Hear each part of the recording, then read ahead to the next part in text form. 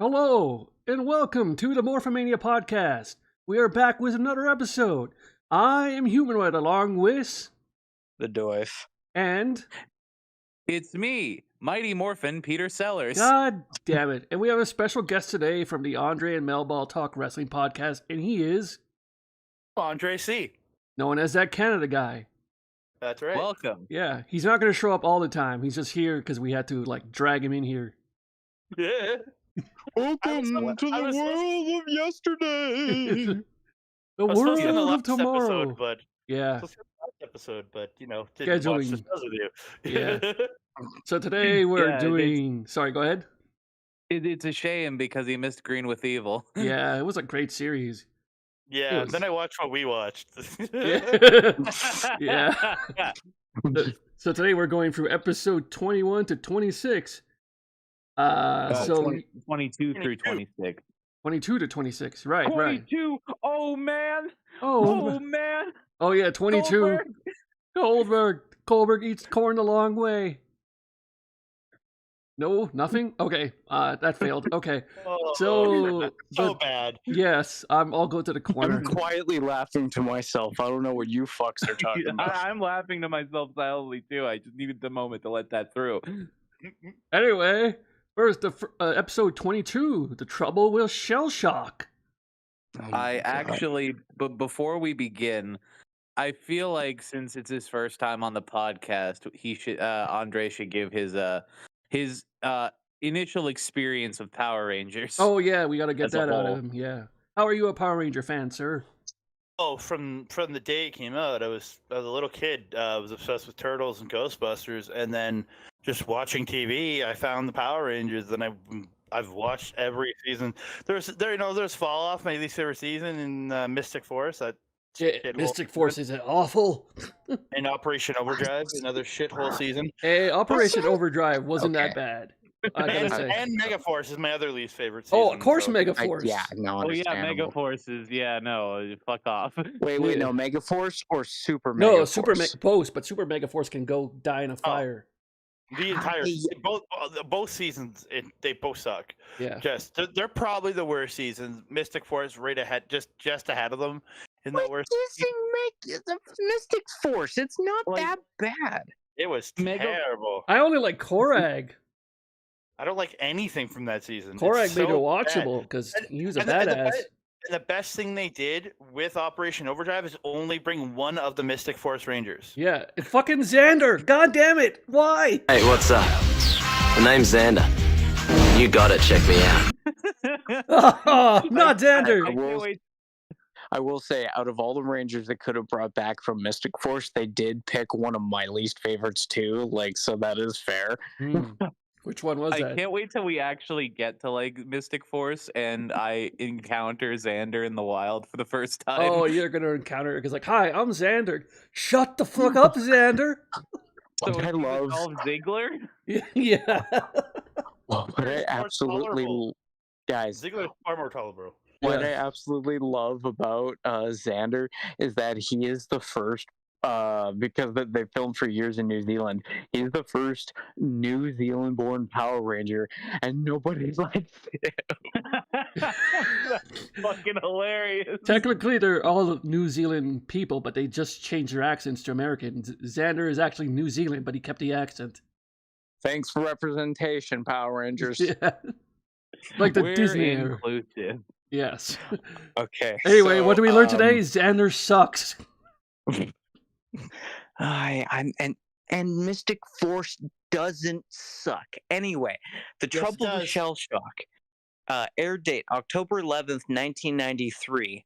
And it was written by Stuart St. John, Julianne Clem, and directed by David Blythe. David Blythe. Wasn't he the guy that directed all of Green with Evil, or was that someone else? There was a bunch of different people that directed that. But he was one of them. It was written by a bunch of people, but it was all directed by one guy, if I remember correctly. Right. Robert Hughes. Robert Hughes, thank you. That's it. Okay, so it's not the same guy. So the Trouble with Shell Shock, season 1, episode 22, opens up with the gang once a bloody again playing sports outside. Well, that's what you do in the 90s. What degenerates playing sports outside in the summer? Yeah, man. You never played sports outside? My big thing is, are all of them like straight A students? Yeah. They made an episode about that. They just make Billy do all of their homework. Yeah. Yeah. Yeah, exactly. You know what? That actually explains, that actually answers my question, because my question was going to be, how can they have all these after school activities and stuff and still have like straight A's? But you know what? You just answered my question. Billy does all their homework. Yeah, he doesn't have no choice. Like, damn it, I want to be part of the team.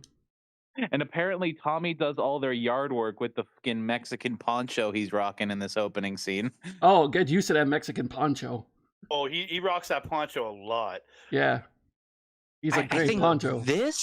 I think this and Jedi Fallen Order made me fall in love with the idea of buying ponchos and rocking them. I have a poncho. Yeah. A poncho from Mexico, too. Oh, nice. Ooh. So it's whenever... like extra awesome. Yeah. It's like whenever I think of ponchos, I'm going to forever think about this scene. Sorry, Malcolm, what did you just bring up? My brain melted for a second. It was Jedi Survivor and yeah, it was this. It's this Jedi Survivor and Metal Gear Rising: Revengeance. Wait, he rocks a poncho in that? Yeah, there's a scene where Raiden is just in a mariachi outfit with a poncho. Adios, amigos. What the hell? I hate Raiden. Raiden. He's so terrible. Oh, he's such a fuck boy. He ruined Metal Gear Solid 2. What do you mean? Those making cartwheels were awesome. Wish I knew what you're talking about, but anyway, back to the shell shock. Back to trouble with shell shock. Yeah. There is actually, I will say, there is an entire segment of that game where you play as Raiden naked. God damn. Yeah, that's the fun bit with the upside down cartwheels while he's holding his junk. So anyway, after we get Zach Talk and Smack Talk, we get a shot of Squat. Yeah, Squat, right? Yeah, Squat, the blue one. Yeah. God, I always mix those two up. The short blue one. After we get a shot of Squat, then we cut to Bandora Castle, and with Rita fast a bloody sleep on a rocking chair, as is tradition. Yep. I wonder if her snoring noises were also dubbed by Machiko. Barbara Goodson. Yeah. Probably, because she does all the... They probably were, because it definitely didn't sound like Japanese snoring. Yeah, no, it's always Barbara Goodson doing the voiceover. How do you know what Japanese snoring sounds like? I asked the same question. Yeah, what wait, does what? Snoring sound like? Yeah. I watched Tokusatsu. I know there's a lot of sleeping potion plots in Sentai Kamen Rider. I don't know what you're talking about. Okay. But how does it differ? That's my question.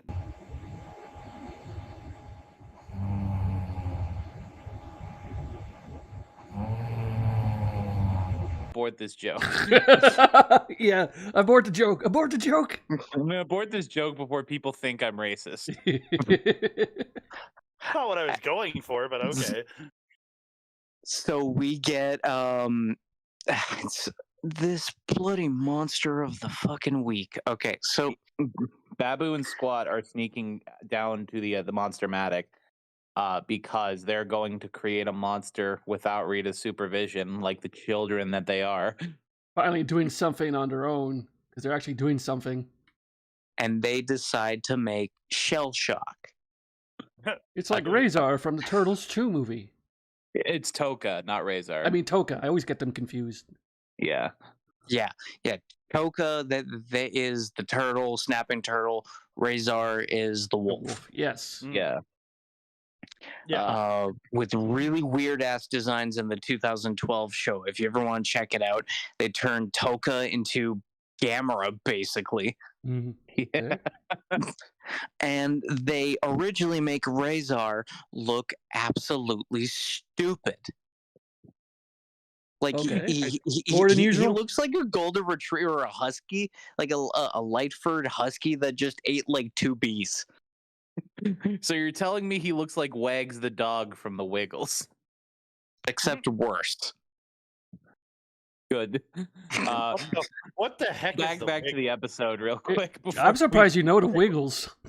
What is the Wiggles? Yeah, that's what I'm You wondering. don't want to know. You don't want to know. It's something deep in the recesses of my mind from when I was like a toddler. I don't want to talk about It's a it. kid's thing. It's a kid's thing. Yeah, you don't want to talk about it. It's okay. You know what? Quick sidebar.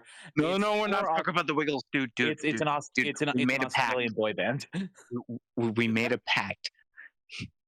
I want to know about this pack, but going on, continue on with the squad and They're an bands. Australian boy band? Yeah, they're they're an Australian boy basically an band. Australian toddler boy band. Jesus Christ.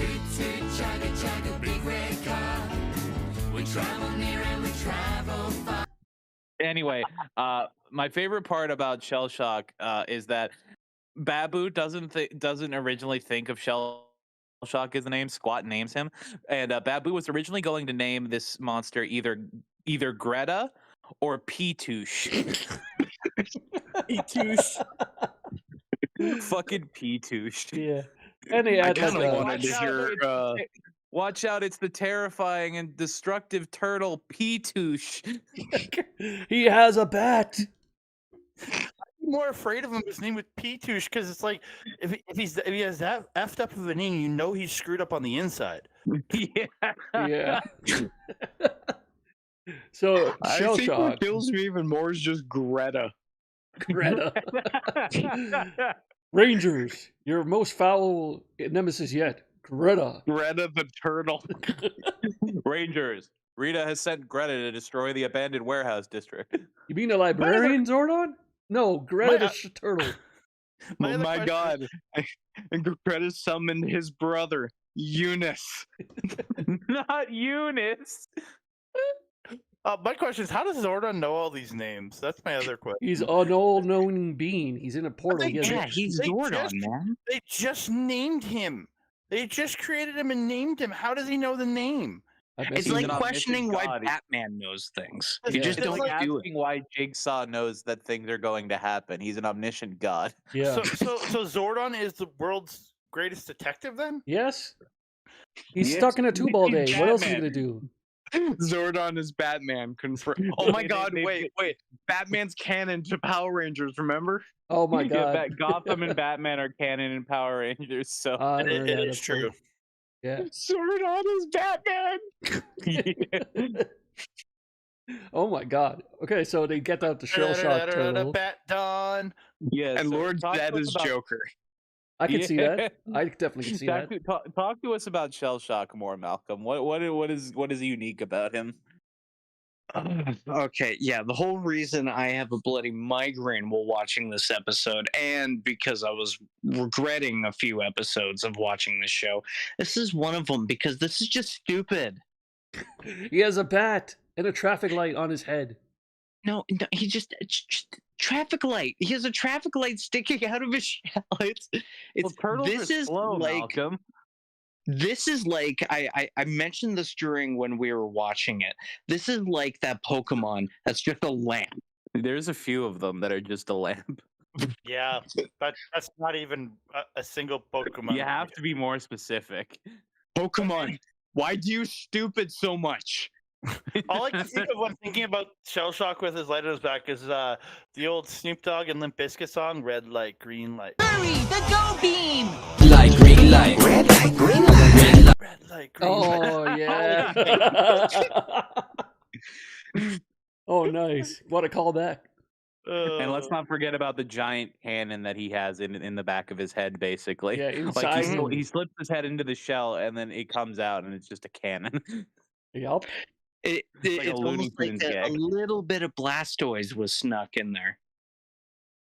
This is before Hey. Blastoise. Remember, this is all before Blastoise This too. does predate Blastoise was- Pokemon. Blastoise was a Looney Tunes ripoff gag. A of little Shell bit of Shock. Blastoise was okay. So this is more just stupid Gamera then. So what you're saying is Nintendo owe Haim Saban money? Yeah, probably. Yep. Yep. I'd say Toho owes Haim Saban money. No, the other way. wait, no, you had it right the first time. Yeah. So then after they create this weird ass abomination of a monster, which I'm pretty sure this is part of the Z2 footage. No, it's not the if you Z2 guys footage remember when I brought this up. Z2 footage showed up after Doomsday Part 2. That's when they started using Z2 footage. Are you sure? Because Yeah. I remember the turkey was Power Rangers exclusive. Yeah, no, the Z2 footage started after Doomsday Part 2 because that's when they were supposed to end the show on Doomsday, but they got told, hey, let's make more episodes, and they contacted Japan Toei saying like, hey, can you make special episodes for us just so we can have them and not air on your thing? They go like, yeah, as long as you pay us. So after Doomsday 2 is when they started Z2 footage.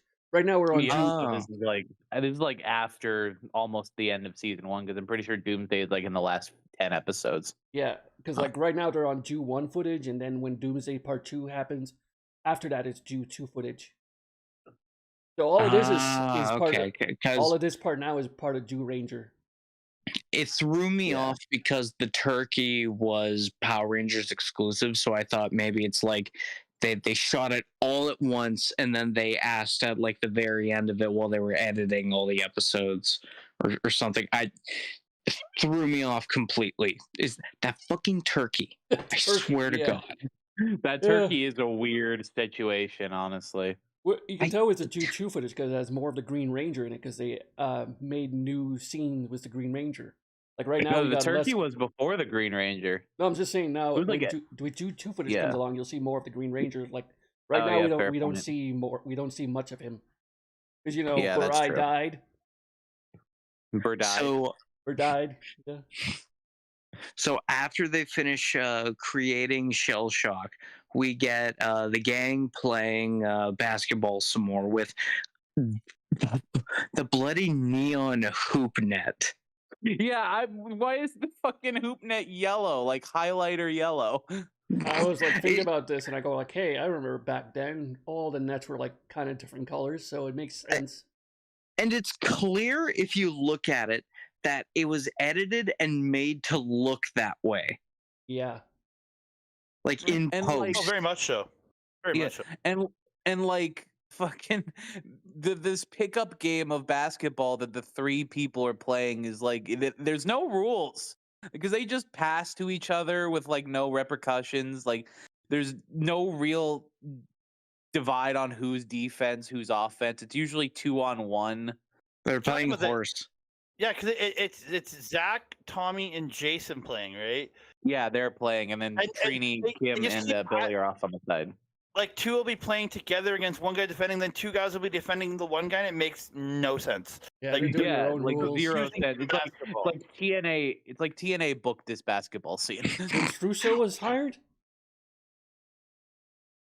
Okay, no. Russo was hired as the writer for the show. Russo was hired 6 years before WWF. Yeah, well, he was in charge of a Blockbuster Video or something like that, like a video store. Oh my! Wait, no. You know what? That kind of makes sense. McMahon is a huge fan of Power Rangers. That's my headcanon because he's loopy, and that's how he got some ideas for. That's how we got the idea for the Spirit Squad. Is because he's a fan of Power. Are you ready to get the Kenny? I'm gonna shove the Mikey up you. It's funny that Nikki is Jason. Yeah. And so he decided to go and find who was the writer on the show because my God, this is some good shit. I'm not gonna make a shit joke. I already made my shit joke a while back. And that's how he found Vince Russo, and the rest is history. Yeah. Very good. Very, very good. We've legit created like a whole nother parallel universe where just everything is darker. We have like Skull is a fucking murderer. Fucking Batman is canon. This is like the most fucked up Power Rangers. What kind of universe is this? We're truly on the darkest timeline. Yes, we are. Oh my God. So after a brief cutaway to show Squad and Babu talking, we get a random ass hot dog car coming out of nowhere. No, you skip the putty scene. You skip the putty fight. Yeah, the putty I fight. skipped the putty fight. My bad. Yeah, because the putties show up in the middle of them playing basketball, and then we get a 6-on-5 putties versus Rangers basketball game, essentially. Yeah, and again they with do some with some more atrocious '90s editing where they repeat the same shot 3 times. I was about to say that they repeat the same thing over and over. And they use the And- basketball to like hit the putties with and shit. Like he's like dunking on his head or something. Yeah. It's like Tommy dumb. was fighting them with the basketball, and then like they cut to Zach jumping and then doing a like dunking the basketball, and then the putties just disappear like they got served. I will say, being hit in the face with those things, which I have multiple times. Basketballs are like rocks almost. God damn, if they they're hurt like played. hell. The best Tommy move is the putty goes over top of him and he just takes the ball and like just lifts the ball up into the gut of the putty. That's all he does. It's so dumb. Yeah, it's a big rock. It was a big rock. So after so after the putty fight, we get a brief shot of Squat and Babu. And yeah, they talk about how like they're not being able to beat the Power Rangers, and then Babu says something like, "Oh, we're never gonna beat those Power Rangers." Oh my god, I forgot about that. The babu. I forgot about that too. Yeah. This show sometimes. This show did some crazy things, and I love it. Yeah, rewatching this I stuff love the is- 90s. This is just like if someone decided to take a bunch of drugs and it's like a writer from Saved by the Bell got fired for taking a bunch of drugs and then just went on to go work on this show. Yep. So then we get that mystical hot dog cart showing out of nowhere I was talking about before. Dean Ambrose shows up. Oh, Yeah. before Dean Ambrose shows up, Tommy has to say, "Hey, I gotta go do something. I'll be back later." He's got to go do his karate training. Yeah, because they always have to say like, "Hey, I gotta go do something," because you know And the ride died, it begins. and it begins. The Tommy always being somewhere else. This is the first time he just decides to I have a thing and decides to go have another life. I have to go now. My planet needs me. Yeah, Tommy and- died on the way to his home planet. Oh yeah, I can't help but get shades of Pierce from Community from like season 5 season 5. Oh god, it's been a while. or season 4. No, season 5 is where they had the hologram. Oh right, Pierce dies. Continue on this path, and you might miss your last chance to see the Pierce Hawthorne Museum of Gender Sensitivity and Sexual Potency. The museum and this hologram were donated in compliance with a court order I'm not allowed to discuss. It's me hologram. Yeah. I haven't watched Community. Yeah, he dies, and they make a hologram for him. He's like talking. That's awesome. Yeah, pretty good. And That's pretty funny. Go to the Pierce Hawthorne gender sensitivity center or something like that. It was so dumb. He's like the most racist, sexist old man, and they go like the gender exclusivity. Yeah, Yeah, gender equality and racial sensitivity center. Or all that something. he is not. God, I love humor like that. Yeah, And he's not even dead yet when they the hologram. They say he's banned from campus, and then he dies in the 5th episode from jerking off too much. It was dehydration from filling up all of those cylinders. is that what happened? Oh yeah, right. I thought, oh god, Right. damn. I gotta watch this again. I completely forgot about that. That's another Where- one for the list. Where he ends up having his will read by Venus Van Dam from Sons of Anarchy. She's actually one of my favorite characters too. I love Venus Van Dam. But the will is read, and they're all given a fucking container of his sperm. Oh my god, it's been forever since I've seen this. I'm so glad I'm not the first person to mention cum on this episode. Kind of hard. 'cause Well, we're- no, I didn't say the name. I just said the medical term. You said it. Ha. So speaking of cum, Hot Dog Man shows up. What the fuck? That is not the kind of sauce I want on my dog, sir. Yes. What kind of a fucking Jesus. segue is that? I tried. Anyway, Bulk and Skull show up, and we Bulk and Skull show up, and this is one of the first times I mentioned Skull's Bret Hart glasses. Yeah, they do kind of look like Bret Hartish. Yeah, he like- really wears those and like pulls it off, I gotta say. Yeah, he wears those glasses really well. They're like the Liverpool glasses, and it's pretty sick. Mm-hmm. Yeah, I always like Skull's style in the show. He Yeah, has some Skull good always style. dressed way better than Bulk. He's like a punk, but he really dresses more stylish. It's like He he dressed better cares. than everybody. He dressed better than everybody. Yeah. I don't care. He's got really good fashion sense because he has to keep making disguises when he murders people. Yeah, very true.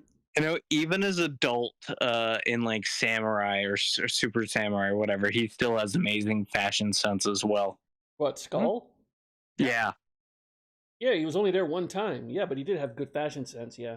So Bulk and Skull shenanigans happen because the main five were getting hot dogs. They were getting glizzies after after the fight, and Bulk and Skull show up. There's a little bit of shenanigans. Like I believe two of them grab Bulk, and then Trini is spinning Skull, and Trini throws Skull into Bulk, piggyback ride impromptu into the hot dog cart, and then you cut to them just having all of the toppings all over themselves, and the hot dog guy is super pissed off.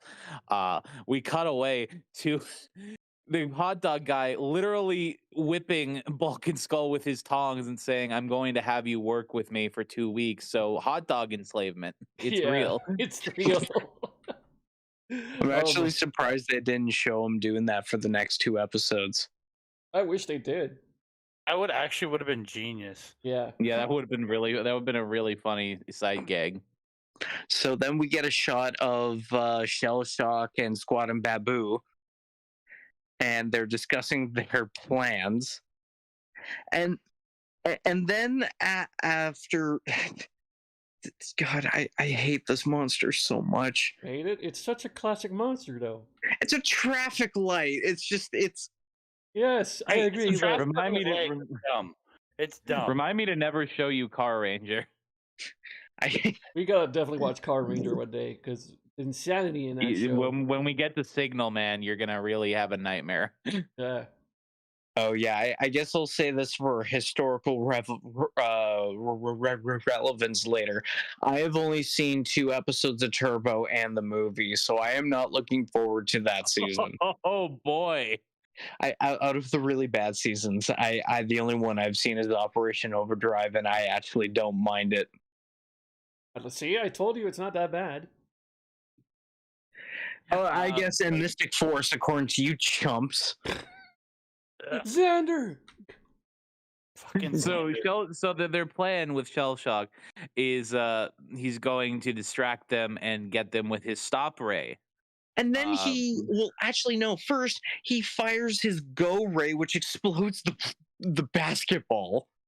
Yeah, and it's like the smoke clears, and it's like a fiberglass shell of the bottom half of the basketball just sitting there in the grass, Yeah. which I find hilarious because a basketball would not blow up like that. Not quite. Apparently it does if it gets shot by a traffic light. Yeah, apparently. And Jason points at him and goes like, "It's morphing time." Yeah. It's morphin' time, dude. It's morphing time. Don't- We gotta get this No, turtle. we're not. No, not the voice. Wait, you gotta get the turtle. Say it. We gotta get that turtle. Oh, come on, we gotta do it. It's morphin' time. Okay, so anyway, after they morph, we get the start of the fight, and then his which I actually think this is a cool detail. His arm goes in his shell to retrieve his bat. Also, before that, we get he fires his Go Ray again and hits Trini with it, and Trini runs away because now she can't stop running. Right, that's it. Thank you. I really hesitate to make this joke, but he turns on Trini. Oh, snap. Okay, I think and that joke cements it. I hate this thing as much as I hate Psyduck.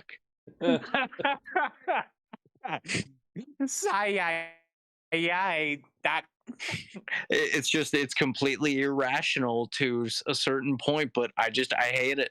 I hate it. I hate it. Come on, Psyduck is great because he evolves into Golduck. He's a dick. This is the disaster movie breakdown of this episode, the Psyduck rant. He's like, I don't know what I don't you really guys have much talking of a about. rant other than his stupid duck-billed face just stupidly looking at me like he thinks he's better than me. That son of a bitch, like, just by looking at his eyes, he's like, headache. Yeah, you know what? I got a headache because I'm thinking too much because I'm better than you, you son of a bitch. Fuck Well, you, you stupid mallard. But he is better than you. He is better than you, though. That's the thing. And this is your today's rant by the Doif. Psyduck is better than everyone. Come on. Like, I don't I'm know. gonna eat you on Christmas, you fucking delicious monster. He's a sidekick duck, man. He's gonna parachute you. I wish I knew what the fuck you guys were talking about because I have no idea. Come on. Yeah. No, you see when you edit this later, you're just gonna find a picture of Psyduck and just slowly zoom in on his face during the rant. Most likely, yeah. So that's Malcolm's rant. Yeah, I needed that one. I needed that one. I was holding that one in for a couple of years. He takes his bat out of his, like, he pulls his arm into his shell and pulls back out his bat, and then we get the repeating editing when Squat throws up a baseball and he hits it and hits it and hits it, but it's actually a good use of it here because he's hitting like 20 or 30 baseballs at the Power Rangers. Apparently, he has the speed of the Flash. Yeah, the speed of the Flash. He's just hooked it. He's just got Dr. Sinvicta or whatever her name is. No. Speed Force gauntlets. No, he's friends with Mark McGuire. He's on the roids like Mark McGuire. What a reference! What a reference! Actual sports reference, yo. That's the second most esoteric reference you're gonna hear tonight. So then we get a second attack after the bat when they pull out the blade blasters and fire at him. We get his head going inside his shell and coming out a cannon, which is kind of cool.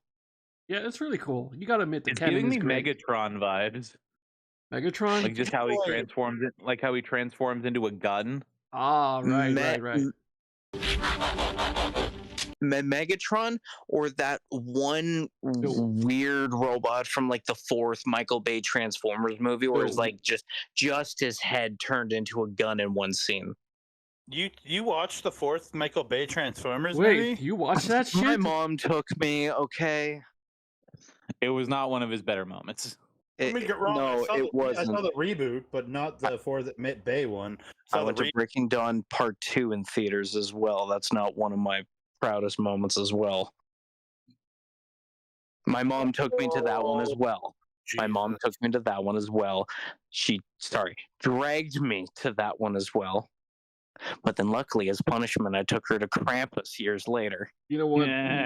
you know what movie my mom dragged me to one time, and I was so uncomfortable. Go on. That there's something about Mary. especially when the coming scene happened. I go like, Mom, why am I here? I watched Final Destination 4 in theaters with my mom, and there was that one scene that was like a really actually raw porn-ish scene where one of the guys is fucking one of the chicks in at the pool. Yeah. And I remember that entire time I'm just looking away from my mom, just trying to avoid eye contact. Yeah. Damn. I saw Wild Hogs in the theater with my mom, but that was a pretty wholesome family movie. I don't know. Oh God! All right. So he doesn't want to go along with it. Okay, good to know. I don't have any bad memories like that, though. I'm not fucked up like you guys. Ah, right. Yeah. Shell Shock hits 3 of the Rangers with the stop ray and freezes them. and then just I don't know if anyone pointed this out, but is this when we get the inconsistencies again with Goldar's voice? Yeah, this Yeah, entire because then they season, cut to yeah. Pandora Castle and we start hearing Goldar's shit voice again. Yeah, from the pilot, it's like. And then it somehow gets worse when like Rita wakes up and is like, "Oh, you guys did really good actually. I'm congratulating you." And then it cuts to a solo shot of Goldar and he's just pissed off and banging the railing. And he sounds like Nappa. Not just Nappa, Team 4-star Nappa. Hi Taka, good to see you. He'll never watch this. If he watches this, then something's wrong. Oh, yes. Now, it would be like, you are into some obscure YouTubers. You're a hipster YouTube watcher. It's like, I watch the stuff that no one watches. Yeah. No one. We cut back to the command center, and Jason's with the Frozen Rangers in the command center. Yep. Trini's not there because she's running. She's running for her life. She beat the Ed from all that running.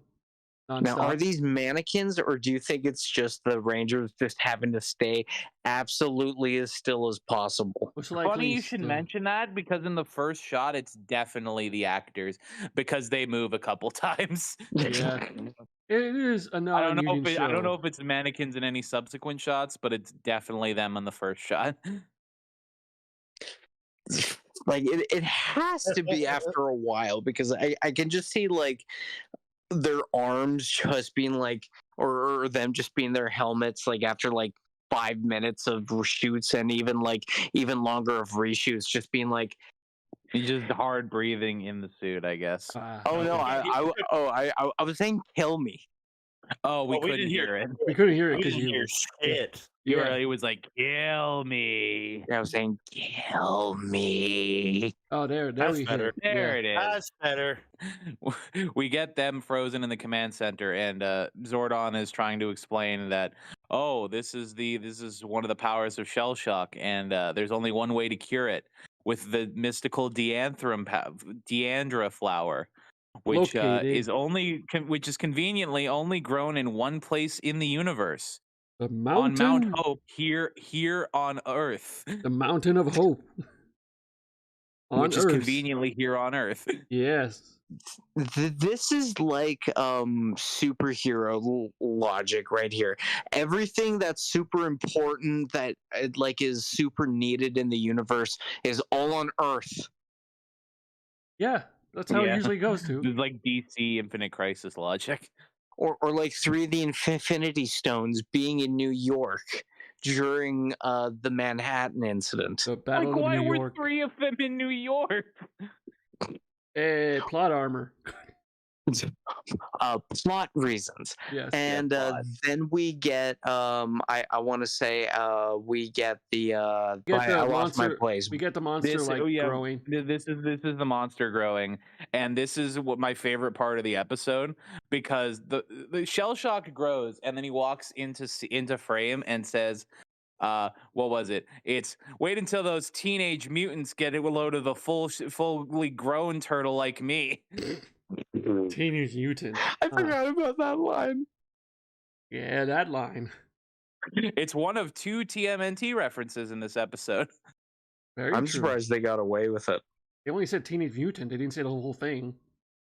Yeah, and the other one is a bit more subtle as well. Mm-hmm. But yes, shell shock grows and starts attacking the district. And I gotta say, with this Megazord sequence, or not this Megazord sequence, the Zord sequence, I always appreciate, I gotta call it out again, when single Zords get a chance to like fight the monster. Mm-hmm. Yeah, always. I love that. And the T-Rex is like, I'd say, the most common one to do, probably because he's the easiest to maneuver, because you can actually put a guy in a suit and have some motion with him. Yeah, it's like that and the Dragon Zord are the 2 most common for that. But unfortunately, this monster is too much for them, so they need to call in reinforcements. Cut to Tommy at the youth center, cracked on the sticks. He's going nuts on the quarterstaff at the youth center, and it's like, holy shit, this man is like actually crazy talented. Goated. He is goated on the sticks, my guy. Yes. And he hasn't stopped after decades. Like I remember, and he doesn't stop doing this even decades later. I remember on a Dino Thunder DVD special, he was doing this, or on a DVD extra on that Dino Thunder. He made his own martial arts combination. This man made his own kind of martial arts. Yeah, that's very impressive. Yeah. God, we said a lot about JDF in the last episode, but man, you are an absolute legend. We get back to Trini, still running in the forest. Run, Forrest, And is run. now he's now, yeah. God damn it. She's now running up the Mountain of Hope to get the Deandra flower, and she gets there, and this is another dumb part. Bring the flowers to me! She basically says, I call upon the power of the saber-toothed tiger, not for me to stop moving, but for me to magically teleport the flowers from the top of the mountain into my hand. And then she stops moving. So she uses the force. It's you dumbass. Yeah, she stopped Logic. moving. It's like, yeah, man. I then will say we also got a scary ass shot of the saber-toothed tiger as well. Yeah, it was a pretty good shot. It's just there. And then Zordon Trini says- rushes back. We get a brief shot of Cannon Head again, firing at the Yeah. T-Rex.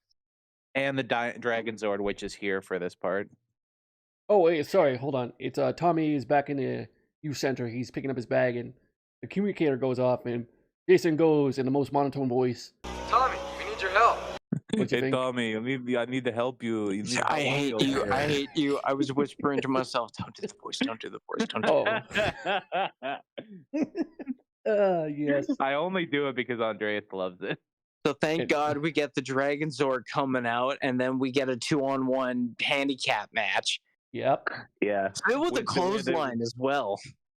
Where the two people lose at the start, and then they get hit by the cannon. This is where Trini comes in and jumps all the way up to the top of Shellshock's head, starts rain dancing on it because she has to run in place. I can go twice as high. Take a look. It's in a book. A reading rainbow. And then drops the spores on Shellshock, which fries the electric circuits in his traffic light and causes the go and stop ray to just cease. Malfunction at the junction. Yeah, apparently flowers stop traffic lights. Yeah. Makes no sense. Yeah, everything makes no sense in this show. And then that unfreezes the Zords, and then they get to Unfreeze they the get to Rangers. finish. Yeah, they get to finish off. They get to finish off Shellshock with the Dino Zord beam that we had weird thoughts about it about 11 episodes ago, where the Zord finishes a monster and it just cuts to a shot of the Dino Zord doing this move. Yeah, like the Megazord, and then they cut to the Trash Dinosaurus. Well, the leg of the Yeah, Trash so the- T-Rex. Yeah. So the T-Rex basically Thanos snaps. Yeah, and we get back to Rita being angry as hell. And this is the 10th I have a headache, so this is another IHA. Yeah, another IHA during the Rita wrap-up. And once again proclaimed she's going to get the Power Rangers, even though she hasn't really had a win since Green with Evil. And even then, that eventually ended in a loss. Yeah. Yeah, exactly. And to be fair, that was like literally the last couple episodes. But even then, she still lost. She still lost, but she did something, but she lost. I agree. So then we get the conclusion at the end of the guys of the gang once again playing basketball, or sorry, whatever game they were playing. Basketball. Well, as Adam pointed out, since they weren't actually playing like on teams, it could be Swedish. It could be Swedish hockey for all I know. Yeah, and Zach All I and know is Tommy. that Billy can dunk because Yeah. we get Billy dunking at the end. He says some really wild shit, like technical wise, like I don't know what he's saying. But he goes like, "I'm gonna go the super duper, the mega duper, or something, all technical jargon." But Billy is hood. He's a hooded. He's from the ghetto.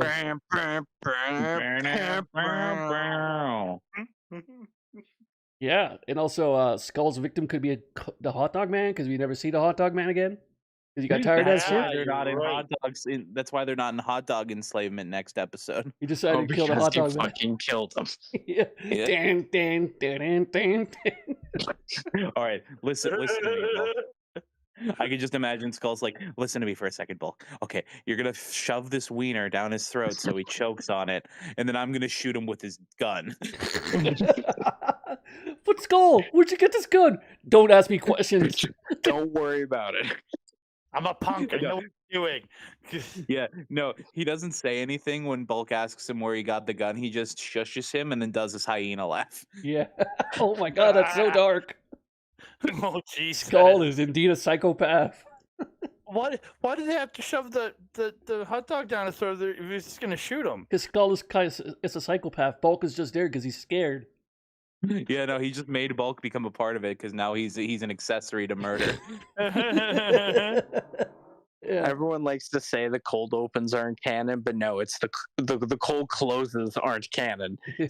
At least in our fucked up imagination. Oh yeah, in our headcanon. Oh god. So the next episode 23, the Itsy Bitsy Spider. Itsy Bitsy Spider. Yeah, give me the rundown, Malcolm. I don't like this episode. Yeah, it's not a good one. So the basic rundown, it came out on October 12th, 93, and it was written by Steve Kramer and directed by Robert Hughes. Kramer, no. God, why is there so much profanity in this script? Why is there so much racism in this script? Why is everybody just being racist to Zach in this? The Tolkien black guy. Tolkien. He's Tolkien. Yeah, I love that South Park just gaslit their entire audience. Yes. If you or someone you know might have also thought the name Tolkien didn't come from J.R.R. Tolkien, then please call 1-800-I-am-a-giant-piece-of-shit. Anyway, Itsy Bitsy Spider opens at Angel Grove High with Trini explaining the hashtag Save the Statue campaign. It's not actually what it's called. I just put the hashtag there. They're saving I believe it's called the Forest Preservation Statue because I believe the logic is that it was put there to help protect from bad insects, essentially. And they have some insects on a display that Zach is taking care of in the most poor call on Trini's part because Zach hates spiders. And there's a big tarantula there. Yeah. Yeah, neither did I. That's why this is another episode where I don't like the monster of the week. And Walter Jones almost died during this too. Yeah, we'll get there. We'll get to that. We'll get to that bit in a second here because Bulk and Skull are there, and Bulk and Skull are like, really, how can a statue how can bugs be good for humanity? And then they're like, let's find out. Then they open up all the containers and throw it everywhere. So basically, Bulk and Skull are now hosting Fear Factor. Oh, Fear Factor. Before it was Fear Factor. Very good. Welcome Skull Factor. Yeah. I just want to give the cast of the series just a big hug because holy crap, has this over the years the six have been through it, man. Yeah. They've been through a lot. And then this is the tarantula lands on Zach's shoulder. And Tommy tries to swat it off, but it jumps off before Tommy can actually hit it. And this is where we can talk about the tarantula actor, Andreas. Yeah, Walter Jones said that he almost died because the trainer for tarantula said, "Hey guys, the tarantula already has been fed, so he's all good. But the one thing you have to worry about if he raises his two hind legs, he will bite, and that's not good. But don't worry about it. He has been fed." Is that Walter Jones goes like, "All right." So they put the spider on him, and as soon as they yell action, the spider raises his two hind legs, and the trainer goes like, "Oh shit!" has to quickly get the spider off him. And Walter Yeah. Jones like shitting himself. Yeah, so Walter Jones almost got bit by a tarantula. Yeah. That sounds cool. Yeah. He gets the spider powers. He becomes Miles Morales. He becomes Miles Morales. Yeah. Now, wait, now you can't do that because then you're mixing Marvel and DC in the same universe. Could be a different universe, you know, there's a bunch of multiverses. Superman has met Spider-Man before. After the chaos and in the hallways, they Bulk and Skull clear out and they eventually like try and start cleaning up. Then we cut to the woods at night, despite it being daytime. We're doing Ed Wood style for cinematography right now. Yeah, this is like the middle of the night. So the I believe it's Finster is with them and is basically telling, or no, it's Babu and Squat with them because Finster's never out. Babu and Squat is with them, and they're gonna make the forest preservation statue disappear. And the putties pull a David Copperfield and make the statue disappear by putting a cloth on top of it. They have transported to Pandora Castle. We cut to the next day, I assume, in the hallway, and I believe it's Billy, Kim, and Trini are in the hallway talking. Trini, and Kim, and then Zach shows up. Yeah, and yeah, they're talking about how the Mr. What's His Nuts, I forget the name of the teacher, was really pissed off when only a few bugs were returned. And Mr. Kaplan? yeah, because all the no, it's about not Mr. Kaplan. It was like the science teacher. I don't know his name. Yeah, we never see the science teacher. Yeah, we never meet the science teacher, but yeah, he's pissed. Another bulk victim. Yeah, he's pissed because no, you see, the reason he's dead is because he let the tarantula out in the middle of the day. Yeah. Did they ever find a tarantula? Yeah. I'm assuming not because they only found, I think it was a few ants and some crickets. Yeah. So the tarantula's out there somewhere. Stalking its next victim. Yeah. And then Rita gets Billy, the right idea. Then Billy comes out and Billy has Jack, the little lab rat who. Well, actually, Billy doesn't come out for a couple more years. Actually, He's right. Do you know that? Oh, damn. It was right there. It was, oh my god, I resisted. That's not cool. That is totally insensitive. Come no, on. it's not. But he comes Hey, out from years one later. gay man to another, I can respect that. Hold on, you're gay? You're not gay. Well, not well. Okay, edit this part out, Nope. Andreas. Nope. No, just the no. Fuck you. Anyway, Anyway, he has Jack the Mouse. We're just Yeah, anyway, ignore, so just Jack ignore the Hey, you know Malcolm. what? At least I didn't make Columbine jokes in this episode yet. So. that is true. That's the reason you deleted that one episode. I plead the fifth. So Jack the lab rat is there, and I believe it's Trini, Kimberly, and Zach is there, and also Tommy, I believe, is also there. But a bunch of them are there, and the lab rat is there, and then Bulk and Skull show up, and they're like, "Oh, look, they have a mascot now." I believe Bulk is like, "Well, if he's so smart, how would he feel about doing an obstacle course?" And he throws a book at Billy's hands. Billy drops the mouse. The mouse lands on the floor, and immediately, like quick as a whippet with a bum full of dynamite, shoots up Skull's pants. Makes him do the Elvis dance. Yeah, Skull does the flailing around in a bit of an Elvis dance. Is obviously really freaked out, and Try not to shake the Riddler fucking beret he's wearing. Billy pulls Jack out of the back of Skull's shirt, and Zach says, "Yeah, take that, Bulk and Skull. That mouse is smarter than some humanoids I know." Well, fuck you too. Oh, And but we just all slowly look at Andreas. like, hey, shots fired. I don't know why. Zach just doesn't like this podcast, apparently. Yeah, he doesn't. Then we cut to Pandora Castle, and we get the we get Finster seeing, oh, look at this really intricate Earthling statue. They must have taken an hour to make this one. Like, damn, shots fired at the art committee. Finster is a A sassy one. whole hour. And we get the actual plan, which is Rita is going to throw down a imposter statue filled with bugs and her monster of the week, the Spidertron. What a name, the Which- Spidertron. Yeah, just Which sadly Spidertron. isn't a transformer. Right. It's not unfortunately, but it is a more creative name than some of the ones we've seen in the past. He could be a Predacon against the Maximals.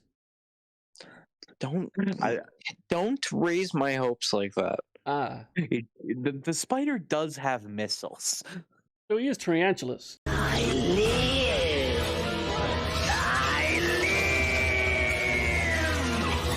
I hate the design of this monster though. Yeah, It's just a big sphere with spider features on it. It doesn't even have like multiple legs. It still looks too much like a spider for me to like it. It's not one of the best monsters. It's definitely not. It's not a good design. It's kind of a Absolutely weak not. design. It's Yeah. like an uncanny valley spider. What I do like is the Trojan statue concept with the Spidertron inside, and also moths made of sleeping powder, which is gonna make a bunch of people go to sleep, including the Power Rangers, apparently. Then we cut, Moths. yeah, Nature's dickhead. Nature's dickhead, yes. Then we cut to everyone except Tommy and Zach out in the desert wilderness, Out like in, half out in desert, the half park. like grassland. Far Yeah, over the and park. they're going to be looking for bugs. Zach's not there because one, he's terrified of insects, and two, he's teaching a hip hop keto class.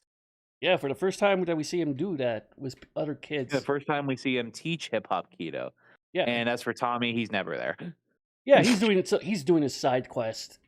Yeah, he's doing his side quest that I'll talk about later.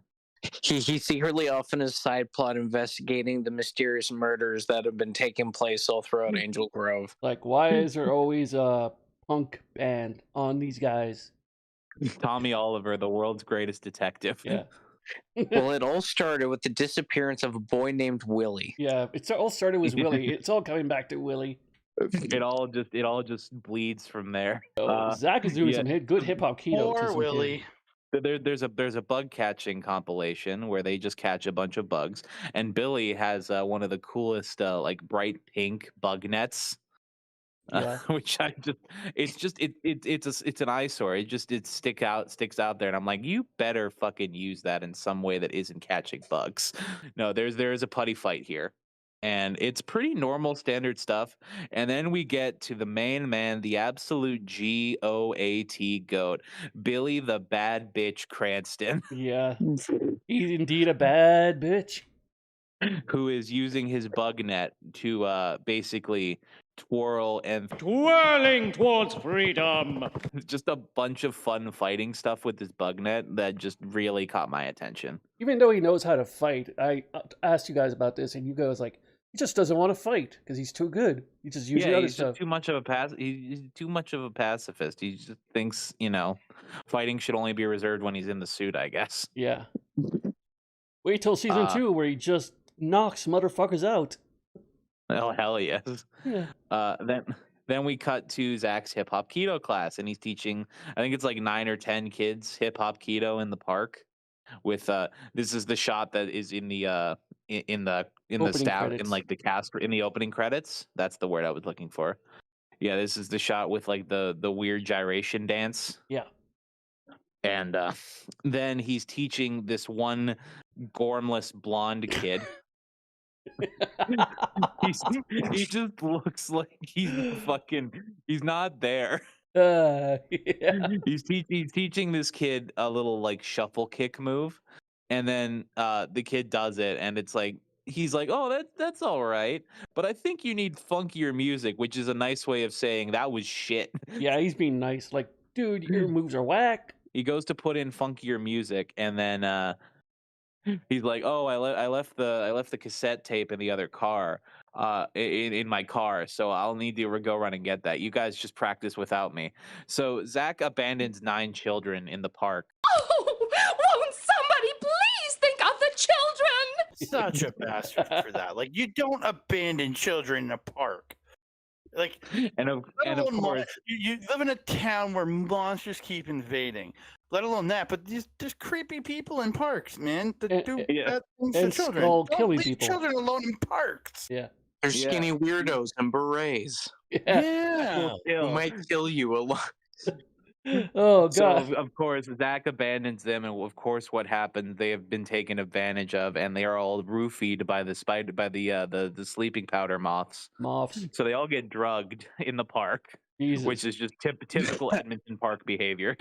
Phrasing boom. Zach comes back and is like, "Wait, what's everyone doing? You guys are joking." Why are you And- acting like Jason? He's not Jason. No, that wasn't my Jason voice. I was just saying stuff. Oh, okay, all right, okay. You'd be able to tell if I was saying my Jason voice because it sounds like Arnold Schwarzenegger meets Tommy Wiseau. Very true. Very, very true. Anyway, Malcolm is stewing. Anyway, yeah, no, he's just pissed off. It's fine. I'm just gonna ignore that. We get the most esoteric reference in the batch of 5 episodes because the sleeping powder moths are now coming for Zach, and Zach says, "Oh, if I don't get out of here right now, it's Rip Van Winkle time." Yeah, that's Jesus. not. God damn it. I don't know if anyone here knows about Rip Van Winkle, but I actually looked it up. So if you guys want to know, Yeah, I know about Rip Rip Van Winkle, but you can go ahead. Go ahead. Rip Van Winkle was a short story that was written by American author Washington Irving, following a Dutch-American colonial who named Rip Van Winkle, who meets some mysterious Dutchman, drinks their strong liquor, and falls asleep in the Catskills for 20 years. And he wakes up 20 years. Yeah, he wakes up 20 years later after the American Revolution. So anyway, Zach runs away, and he ends up bumping into the forest preservation statue, which, thanks to his keen eagle eye, he realizes that there isn't flowers in its hair. It's snakes in its hair, and it doesn't really look that different. Yeah, it looks the same. It looks the same. Yeah, not really. But he's able to discern that this is probably Rita's plan, so he transforms here, and shoots the statue with his blade blaster, and out comes the giant meatball that is Spidertron. Hit his face so much. There's a bit of fighting here, and then we get a weird PowerPoint transition again, where Zach gets hit, and then he gets hit by Goldar. Yeah, Goldar's also there. I forgot to mention Goldar is there. They're tag teaming Zach, and then he gets hit by Goldar, and he hits Zach so hard that the scene PowerPoint transitions back to the Rangers that were catching bucks. Yeah, the weird one. Zordon calls in the reinforcements and brings in the rest of the team. Yeah, of course, excluding Tommy. Yeah, of course, because they all morph and head in.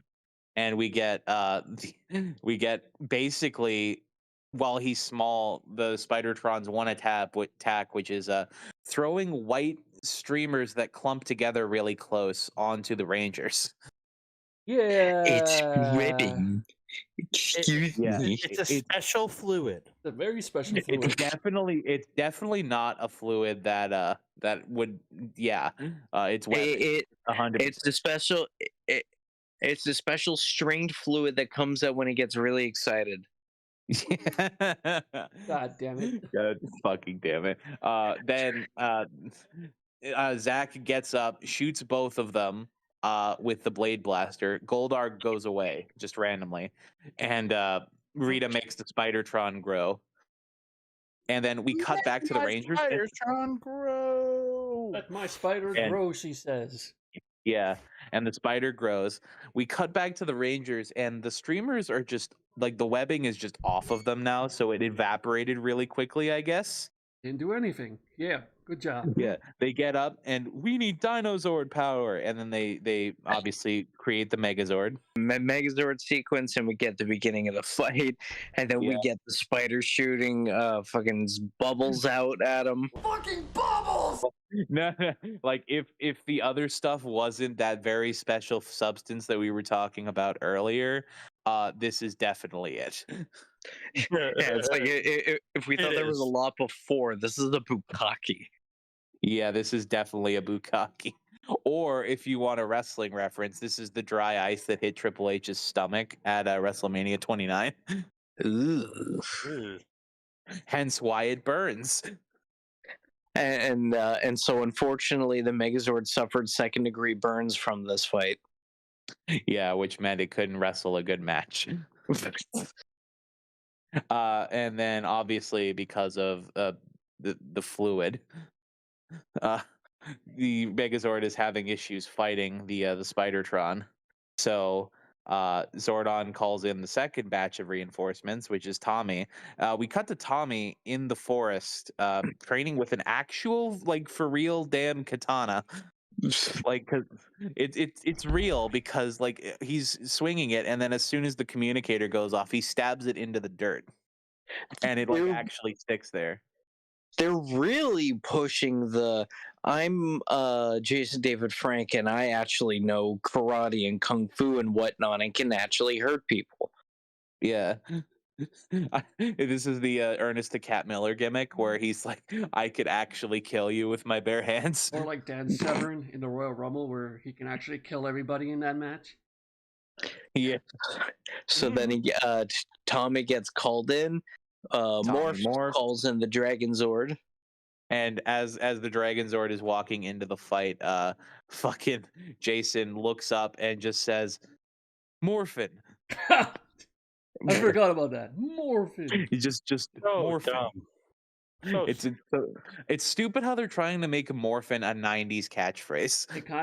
They tried, but they couldn't get like it. Morphin, Morphinominal. Morphinominal actually worked. It's stupid. Morphin didn't work, but Morphinominal actually worked. I do really, like Morphinominal. It really though. So yeah, they also, I forgot to mention, they de-Megazord. I forgot to mention that. I think this is the first time they de-Megazord mid-fight. I want to say so, yeah. And then when the Dragon Zord comes in, we get a brief 2-on-1 handicap match before we get the Dragon Zord in fighting mode. Yep, the Dragon Zord in fighting mode, which I always want to call the Mega Dragon Zord, but apparently that comes later. Mm-hmm. So my biggest pet peeve whenever they create the Dragon Megazord, whatever it is, so does the Mastodon and Triceratops and the Triceratops and the Tiger, right? Yeah. So why is the pterodactyl flying around shooting things, and why isn't the T-Rex backing him up like Paul Heyman backs up Roman Reigns? Okay. To be fair, the Tyrannosaurus does back up the Dragon Zord in fighting mode sometimes. As for the pterodactyl, I assume it's because Haim Saban didn't want to shell out the extra like $3 to make a mini of the pterodactyl. Or probably maybe it's sort of like how the arc reactor for Tony Stark in the first Iron Man movie. It could power his life for a very long time, but it can power the Iron Man suit for a short amount of time, but because it's so powerful. My theory is when the Megazord is active, other Zords, if they're not active, the power has to be turned off to preserve it, because it's using such a lot of power because giant robot. Maybe they don't want to strain the morphing grid. That's a fair bit of logic, actually. That makes no sense at all. Yeah, no sense. Oh, fuck you guys. It does make sense. Yeah. No sense. Anyway, so the really? continues. Oh, really? Then explain too much pink energy is dangerous. Yeah. Question. No, not pink is dangerous. Too much pink energy. And to also answer your question, there's a simple explanation for that. God damn it, Gosei. Oh my god. I can't wait to get to that. God. No, actually, I can't wait. I can wait a long time. Yeah. So we get My The best final guess, bit of- or my hope, is that this podcast gets canceled before we get to Super Mega Force. Never.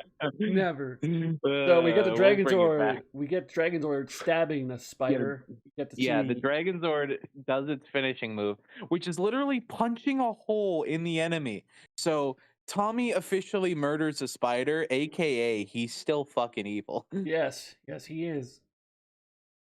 Oh, Wait, damn. Lord Draken. No, Tommy's not in there. Remember, this was established an episode or two later. Tommy's still standing on the top of the oil derrick or whatever, playing his flute, while everybody else is in the cockpit. Oh, but Zach is driving the thing, so he's so Zach's evil. Okay, I was no, gonna say. because when they show the cockpit, all five are in there, and Jason's still in that lead driver position. Oh yeah, so Jason is. Uh, wait. No, I actually can debunk that because in the shot it was just Zach, Yeah, sorry. Trini, and Billy in the cockpit. It's only Zach, Okay. Trini, and Billy. Yeah. I know a couple episodes later, they have that same thing where it shows the five of them in the cockpit and Jason just standing on top of or Tommy standing on top of an oil derrick playing his flute. Yeah, no. So it's either Zach is a murderer now or Tommy is still evil. But I would like to say that Tommy is still evil, so I can say, Lord Draken, is that you? Yes. Zach's a murderer. Yeah. And then he So- just goes back to hip hop keto and just be like, "Hey kids, this is how you do it." Your murderer is teaching kids. Before we continue to the wrap up, I swear I'm having a Mandela effect episode. Was this episode? Oh yeah, you brought this up, and then you just couldn't find anything about it. Go on. Because I swear to God, in the deep when Zach is showing hip hop keto move, there's like in the background in the woods, there's the Dragonzord just chilling there, but now it's not there. And I swear to God, back a couple years ago, it was there, and everybody was talking about it. But now I think that was debunked as somebody edited that. That's what I'm saying. If I'm having a Mandela episode, could someone explain this to me? Like, No. Somebody, a fan created that. oh, a fan created that? That was debunked as completely false because people have gone back. That was somebody put out. Yeah, it was just someone made a fan edit. Oh, okay. It was an edit with the Dragonzord out back. That was all it was. Just a fan edit. Yeah, All right, it just looked like it just kind of that, and it also kind of looks like the Dragonzord, the little branch that's in that area. Yeah, because it kind of looks like the image is kind of weird looking, is what I'm saying. Yeah. But So we like, get the. But like the I said, thank you finale. for letting me know that, because like that's been bothering the shit out of me because I was having a Mandela effect thing there. Luckily, we found out that it's just a Mandela effect. But yes, so Zach finishes teaching his hip hop keto class to the children, especially Gormless McBlondie, who is the victim from this episode. I'm pretty sure. Yeah. Blondie I'm pretty sure he doesn't Blondie show up. McWhiterson. Yeah, Blondie McWhiterson. And then we cut back to the school for the rest of the wrap up, where Trini is saying, "Oh, guys, the city council actually said that we can no longer tear down the statue. It's a historic land site here in Angel Grove." Everyone cheers, and also Tommy, why is your chest out? Because Kim's there. He wants to show his chest. No, but it's like it's a public school. It's a public school, and he's buttoned down like 2 buttons lower, so his chest is just out. Yeah, because it's public school, not private school, so you can do whatever the fuck you want. Because sex sells. Yes. I guess. Yeah, fair enough. So everyone's excited, and Tommy's like, "Hey, Zach, I'm really glad that you got over your fear of spiders." And Zach's like, "Yeah, I did get over my fear of spiders." And Tommy said, "Well, that's good, because there's a big one on your left shoulder right now." And Zach shrugs like it's a joke. Then he looks over at his left shoulder. There's a spider on there, and he just starts screaming. Tommy takes it off and says, "It's rubber, dude." Ha ha ha ha ha. You dick! Da da da da da da. And Zach beats the shit out of him off screen. Tommy's a fucking dick. Yeah. Tommy's still evil. One of the many moments Tommy of is Tommy still is just evil. a dick. I'm just expecting Tommy's eyes to flash green there. Oh, that'd be so awesome. Oh, That would be. Yes. That would be an interesting storyline, like the coin slowly regaining its evil power. I'm pretty sure that's a storyline in the comic books. I'm not sure though. That would be a pretty cool storyline, honestly. And of course, like I said, Blondie McWhiterson is the victim of this episode, I'm pretty sure. And I would say Jack is also a victim of this episode, but I'm pretty sure he just like Billy fried him accidentally, I'm sure. They're all So dicks. now they all we are pretty terrible people on this show. Yeah, They all especially the are Balkan shit. Skull. They're all shitty children. Well, it's the fact that Bulk and Skull are actually some of the best people. It's Bulk and Skull out of all these. It's fucked up. Yeah, very true. So now we move Aside on from to all the season- times they sexually harassed Kimberly.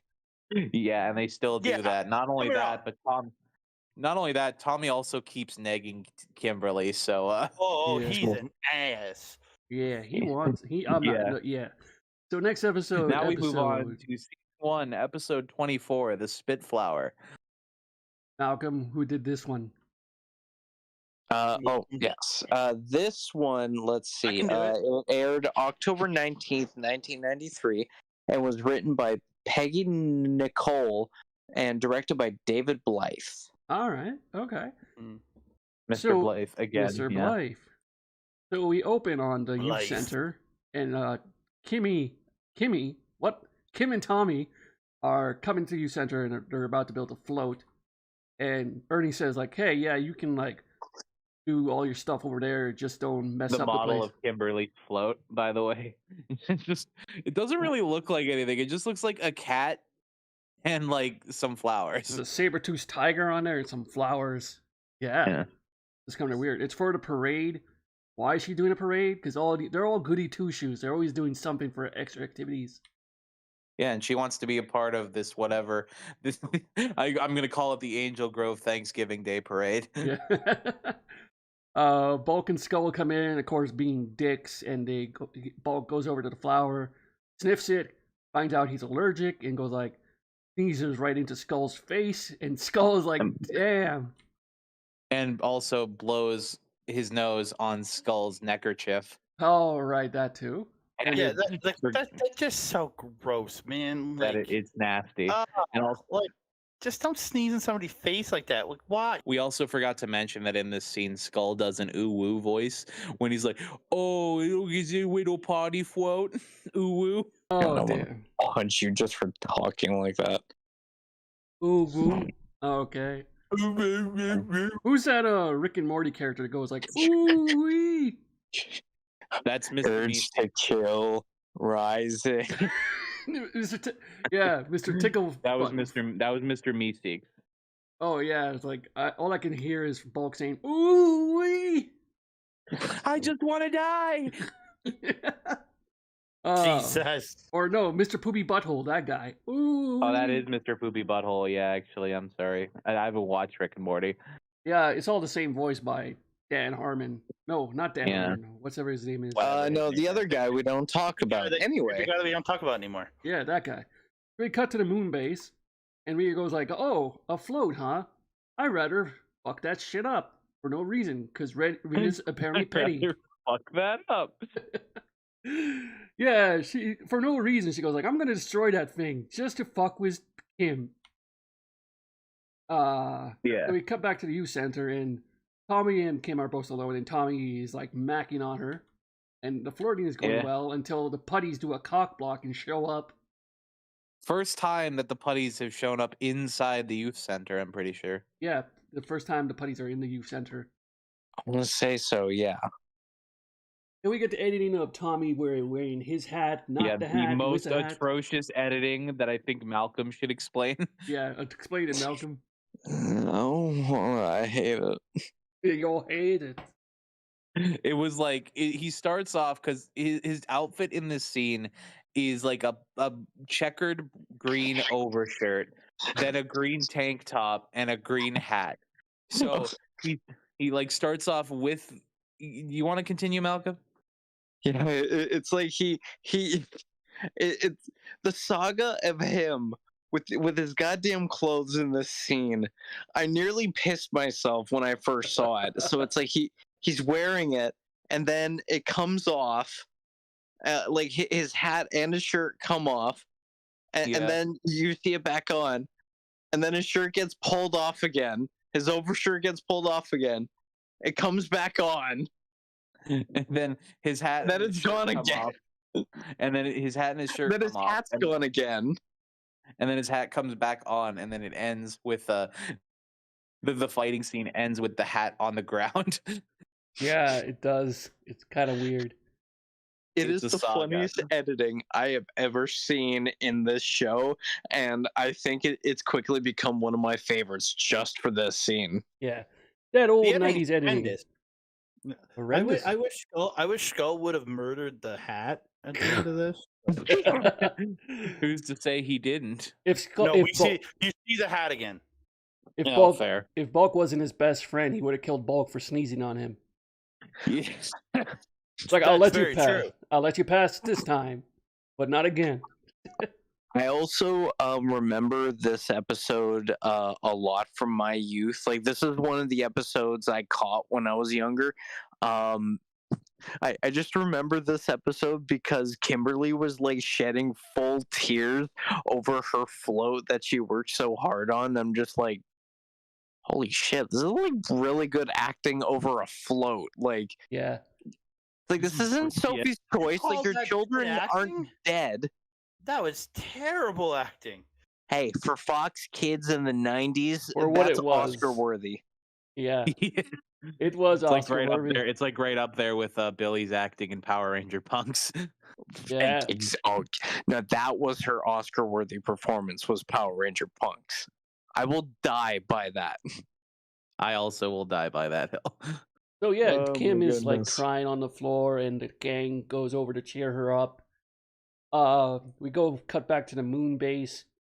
And Rita says like, Finster, what monster do you have for me today? Oh, I got a combination of different things from different shows from the previous episodes. He's called the Spitflower.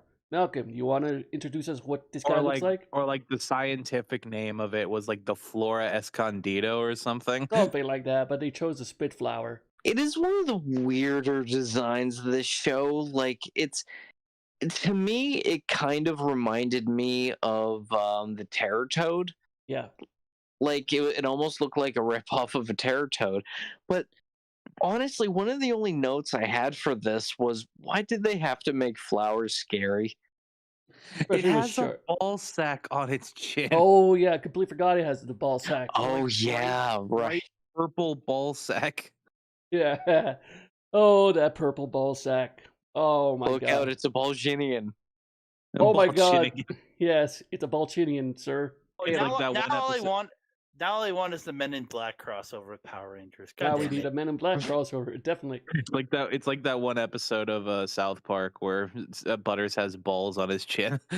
Honestly, Andre, I would read that comic book from IDW or watch that on Netflix. Boom Studios. Boom Boom Studios. Studios. Okay. Yeah. That's the Power Ranger. Wait, people. what did you call it before? What'd you say? I know. Boom- I said IDW. That is the studio that did the Power Rangers fights Godzilla comic. Oh, okay. All That's right. also the company that does Turtles. Right. Oh, right. So we cut back to the Mm. youth center, and the gang is cleaning up the place. And I'm wondering, where the hell is Ernie during all this? It's like he owns the place. He had to run out. Yeah, very true. But for that long, Yeah, get the runs. Come on, man. get the runs. And like, the point that I have for this part is the sexual tension between Tommy and Kimberly is staggering. Oh, of course. Like Kim is in the background crying, and Tommy's thinking with his dick. I was like, hey, I think I can repair this. I'll go to my garage and do this so I can get some later. I'll do it in secret as well so I can make her extra wet. Yeah. So Tommy goes on his side quest again and leaves. Yeah. And Zordon calls the Rangers. It's time to go to the command center. They go to the command center. Zordon tells them that there's the Spitflower that just spits flowers. Get it? Huh? God damn the show. Oh my god. So they Does he morph. know these names? Yes. Like I said, he's just a giant head in a tube. He has nothing else to do. Which bad guy is feeding him information? Ooh. Is it Babu? Is Babu feeding Zordon information? Probably. Babu, yeah, most likely. Did he die in the Z-Wave? No one knows. He probably got spared. Because you know Goldar did. But anyway, I'm talking too much about that, the Z-Wave. We'll get to that. So the Rangers show up, and they're fighting flowers, which is kind of weird. And the Balchinian monster attacks them with his balls. Balginian. Of course, while he's winning, Rita decides to make the monster grow. He grows, and to still get their ass kicked. we cut back to Tommy's garage, which is pretty much Billy's garage. It's basically the same set. And Is Tommy like boarding at Billy's house? Is that what's going on? probably he's the new kid. I don't know. We ever met his parents? I know we meet I don't his think we met brother his in parents Zio. either. I think Zio's where we meet his brother. Are we sure Oh, that yeah. he's not just working in Billy's basement? Probably. Oh yeah, and Zio is where he meets his brother. Yeah, but that's later. Oh, right. So Alpha calls him saying like, not Billy, Tommy, we need your help. Get done with your side quest already and get over here. So he morphs on out, helps the Rangers. Oh, and they have a battle they call the Dragon Zord. Sorry, no, they actually don't call the Dragon Zord. Yeah, they do. First of all, do they? Yeah, they did. I could have sworn. Did we already talk about the bit where Bulk and Skull are fighting flowers? Not yet. We haven't gotten into that part yet. Yeah, we haven't gotten there yet? Okay, good. Yeah, so they call it upon the Dragon Zord, and they get the Triceratops, Sabertooth Tiger, and Mastodon. To get to the Dragon Zord in fighting mode, it's still kind of weird. I rather prefer a Mega Dragon Zord, but I understand that's later. Mm-hmm. And Spitflower blows flowers on the Megazord, and this is the first time we see all 5 of them in the same cockpit, even though it's the Megazord. And Tommy's not in there. Yeah. It's just the 5 main people in Dragon Zord fighting mode. Yeah, but my God, defeated by Petunias. Petunias, my God. Defeated by P-Touche. Oh, and Zordon, we cut back to Command Center. Alpha's going like, oh no, they're losing. Zordon goes like, bring him back. Bring him back. So he goes like, yeah, all you have to get him in his weak zone, weak spot, which is below the belly, I think. Which is also the same weakness of the Terror Toad. Yeah, it's the same thing because it's the sort of Have same access to its soft underbelly. Yeah, because it's the recycled footage of the Terror Toad with some other monster. Yeah. Yeah. And I believe this is the scene where Bulk and Skull are covered in the Spitflower's flowers. Yes. So now we cut to Bulk and Skull running through the park in the fakest flower designs ever. And they're so great at it. Yeah, it looks like shit though. Yeah, they legit need to live it up. If you zoom in on the flower, I believe Bulk is holding or pulled out of his vest. It legit is just like it looks like a couple socks wrapped up with some vampire teeth. Yeah, they gotta do is what they gotta do. Yeah, Saban is a cheap bastard. Yeah, like, and not even like good vampire teeth, like the plastic Dracula vampire teeth you get at like Value Village, like the 5, like the one you don't slam Value for Village. Like 20. Value Village. I didn't slam it, but I'm not saying it's good vampire teeth either. It's like the shitty glow in the dark vampire teeth you could get for like 10 tickets at a Chuck E. Cheese. Yeah, very true. Or the dollar. It gets the dollar store ones. Yeah. Yeah. Also that. Yeah. So we get one of Skull's best line. He's Don't stop for me, Bulk! Save yourself! I'm pretty sure Skull is like holding on to Bulk's ankle as well in this scene, like Dixie holding on to Hulk's leg. Oh yeah, that. The Skull gets up. They go to him. Oh my God! Don't leave me. Oh Jesus, Dixie Carter. So Skull and Bulk go to Why a did tree. you have to bring her up? Come on. Very true. So then we get the forming of the Mega Cannon or whatever it's called. Wait, before that, Skull and Bulk are on a tree and they're taking the flowers off them. They see their sharp teeth and they start yelling. And Skull's still wearing his sunglasses for no reason. Yeah. We come back to Command Center and Gordon's still talking to him and says like, Tommy, you suck. You got to stay back. There's no footage of you, so stay back. And Tommy's like, oh, okay. Did you hear that Barai died? Tommy, Fox can't afford more footage for you from Japan. You're going to have to hold this one back. Yeah, you have to wait until Doomsday 2 when we can show more of you, and in Season 2. Yeah. But for now, stay back here. So the Rangers go back. We still got another like 12 to 14 episodes to go. Wait. Yeah. Just stay there. Do your side quest. Do your side quest for now. And eventually, maybe you'll also get a shield that isn't bloody felt. And you'll change colors fabric. and replace Jason as leader, and he'll be happy about it. No, I prefer a bloody one made of clay. So they combine their weapons. They do the power cannon. They blast the Spitflower. No Megazord fight. Cut back to Fan Center. Alpha and Tommy are just standing there. It's like, hey, they did a good job. And Tommy's going like, God damn it, I wish I was in there. But hey, Alpha, can you help me fix this float so I can get some with Kim? He goes like, sure. So they cut back to the garage, and Tommy's like asking Alpha, it's like, give me the pliers. And Alpha goes like, this one? No, that one. This one? Yeah, because he No. doesn't know what tools are. Yeah, he's a robot. And Tommy goes like, damn it, Alpha, you're too much. He's supposed to be a supercomputer. Yes. How does he not know what pliers are? This is why I put in Alpha as a himbo, because he's clearly a robot that has infinite, like really large amounts of knowledge, but doesn't know what basic tools are. Yes.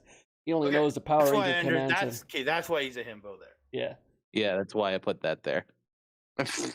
So cut back to Rita's moon base. She's mad at her group, saying like, "Oh, you guys suck. I need better people." We cut back. We cut back to the youth center. Sorry, go ahead. After the Rita wrap up, we do get at the youth center. We get a shot of fucking Billy. Boy, if you don't. Yeah, no, Billy doing amazing, like, because everyone is getting up together at the juice bar to watch the parade, and Billy's right in the front. He's got fucking a bowl of popcorn and binoculars, and he's using the binoculars to look at the TV. Ernie's you are a dork. Ernie is like, why do you have those binoculars? And then Billy's like, oh, it makes me feel like I'm there. Billy is a true G. He's a true G. Billy's a legend. Yeah. Confirmed. He is a true dumbass. You know what? Yeah. He's unfiltered and he's just himself. That's why he gets all the bitches. Yeah, he's what everyone should try to be in life. Yes. That's why his body count's already at 3. Yeah, isn't it? It's at 2. Yeah, Marge was at 3. He's only gotten Marge and Fembillies right now. Yeah, Marge and Fembilly. Are we counting Punk Kimberly? No. No. They did not have sex. He never got her. Yeah. So it was all about Skull anyway. Yeah. So then Tommy after we get a shot of the repair, I gotta mention this briefly. After the repaired float, how the hell did Tommy repair this apparently small looking float apparently for a teenage like high school thing, which it looked decently sized for like a high school or like a small town parade. But then you cut to like the footage and it's like, yeah, this high school parade made by the student Kimberly and I can't remember the rest of her name. Kimberly Hart. They were building the models that the professionals would make. The professionals build the.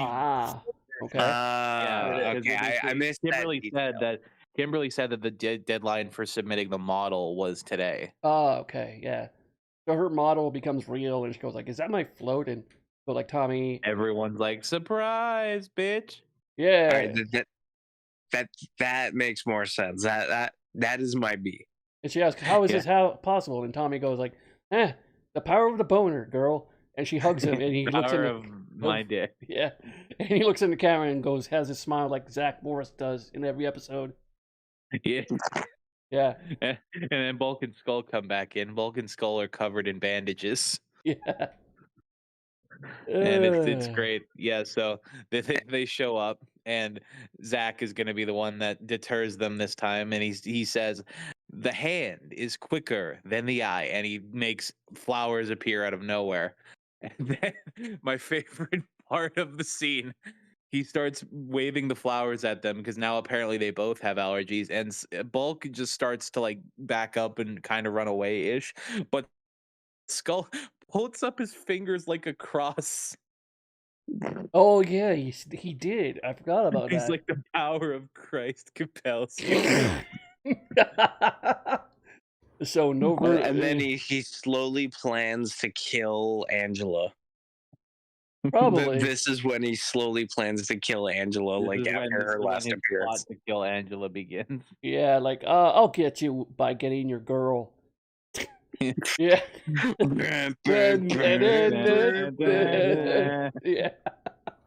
Oh my god. So now we move on to season 1, episode 25. Life's 010 Masquerade. 010. That's a joke that only Malcolm and I get. Lupat says hi. Okay. I haven't seen Lupat yet. It's the cops versus robbers Sentai. Oh, that one, right. That's a Lupin Ranger versus Pat Ranger. Yeah. That's a season, by the way, I have to say, would have been adapted to Power Rangers, honestly, really interestingly, if they ever decided to do it. I would have loved seeing 2 teams going up against each other in a Power Rangers setting. Like, basically, imagine if you had a team of, like, episode 1 version of Jack and Z from SPD. Like, if those 2 from the beginning of the series of SPD led their own team versus a team of all Sky. Speaking of team versus team, Dino Thunder, when Disney had the rights to this, so somebody had the idea to bring in Jason David Frank and Austin St. John to reprise their roles and have Jason have his one team and Tommy to have his team, and they go against each other, and that would have been the whole season. But they didn't go with it and just went with Dino Thunder. Can you imagine if they actually did that? That would have been cool. a crazy thing that a lot of people will love, except for Austin St. John. Yeah. Well, they have worked together after, but yeah, there is beef in there. Yeah. Could you imagine the con appearances? Yeah, so Dino Thunder, it was a thing, but that fucking cunt. Oh my god. Okay, so next episode, Life's a Masquerade. Life's a Masquerade. Yeah, Life's a Masquerade.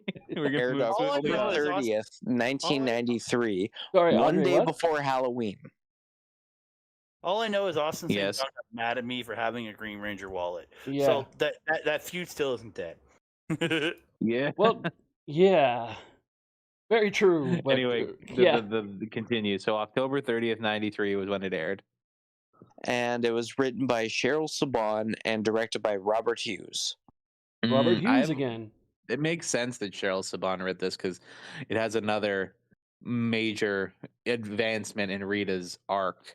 Mm-hmm. So we open at the youth center, and there's a costume party getting ready. We're getting ready for a Halloween-ish costume party. I don't know if it's specifically Halloween branded, but it's definitely yep, Halloween, because the episode aired the All Hallows Eve or Mischief Night. So yeah, they're at the costume party and everyone's getting stuff set up, except for Bulk and Skull. It's like, oh, we don't want to do any of the work, so we're gonna sneak out. Kimberly sees them sneaking out and says, "Hey, thanks for all the help, Bulk and Skull." And Bulk and Skulls they're distracted by this, and then Ernie takes the advantage and says, "Hey, staple these up, fuckos," and it just throws him a bunch of tinsel. Skull is having trouble with the stapler because the stapler just isn't working, and he's just pushing the stapler into his head like he's some crazy deathmatch wrestler. He's Necro Butcher. He's John Moxley. Oh, he becomes Necro Butcher. That's where it all started. Yeah, that's where his bloodlust began. He's Necro Butcher. John Moxley is just a Jack Necro Butcher, so. Yeah. We get some fun shenanigans with a Rube Goldberg-esque set of things where Bulk knocks over a chair, and that knocks over a few more chairs, which knocks over a stick, which knocks over a paint can that's balanced on a ladder, and that catapults the white bucket of white paint onto Bulk. Yeah, which after he wipes his head makes him look perfectly like Bomberman. Yep. Like Bomberman. And also we got our second appearance of Angela. But it was a short scene, so it's all good. Least favorite person. Yeah. Zach, you can do better.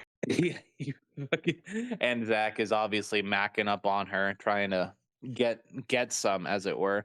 And Angela's just having none of it. He asked her, like, does he ask her, like, are you going to the dance? Or does she, what did he say? I think he was just like, hey, Angela, you need some help with this, or did you want to have some help with with your costume later? And then Angela just walks away. Yeah, the cold hardness begins. There's a lot of cold heartedness later. Yeah. Then we cut to Bandora Castle, and Rita is talking to Finster and her group about Super Putty. Oh, the debut of the Super And Putties. how they have found a sustainable source of Super Putty to make Super Putties. Oh no, sorry, not the debut of Super Putty. They mentioned the Super Putty. My bad. Yeah, they mentioned the Super Putty, which is the putty that is used to make Super Putties. Yes. I know it sounds weird, but like, bruh. Yeah, Super Putty to make Super Putties, yes. And in order to distract the Power Rangers from her mining operation, she requests Finster to make a monster. And Finster says, oh, I'll create the ghastliest, most horrifying, terrifying monster in my repertoire. And then he hits the Monster-matic, and we get a huge build-up to the scariest, most absolutely unimaginable monster of the week. It's Jeffrey Epstein? Frankenstein. It's just Frankenstein. Yes, Frankenstein monster. So they've really been going for, I'll say Zyuranger has really been going for, like, we're going to theme a bunch of stuff around mystical creatures of history and fables and whatnot, and except for the turkey. And so Frankenstein for me is a perfect modern example of that. Yeah, the Frankenstein I monster. guess fair point, but also like just fuck the turkey. Also played by Tom Weiner, so he's Frankenweiner. Yeah, the Frankenstein is also voiced by the man, the myth, the legend, Tom Weiner. I also forgot to mention in Itsy Bitsy Spider that the Spidertron is also voiced by Tom Weiner. Okay, so we get the Frankenweiner in this one. Frankenweiner, exactly.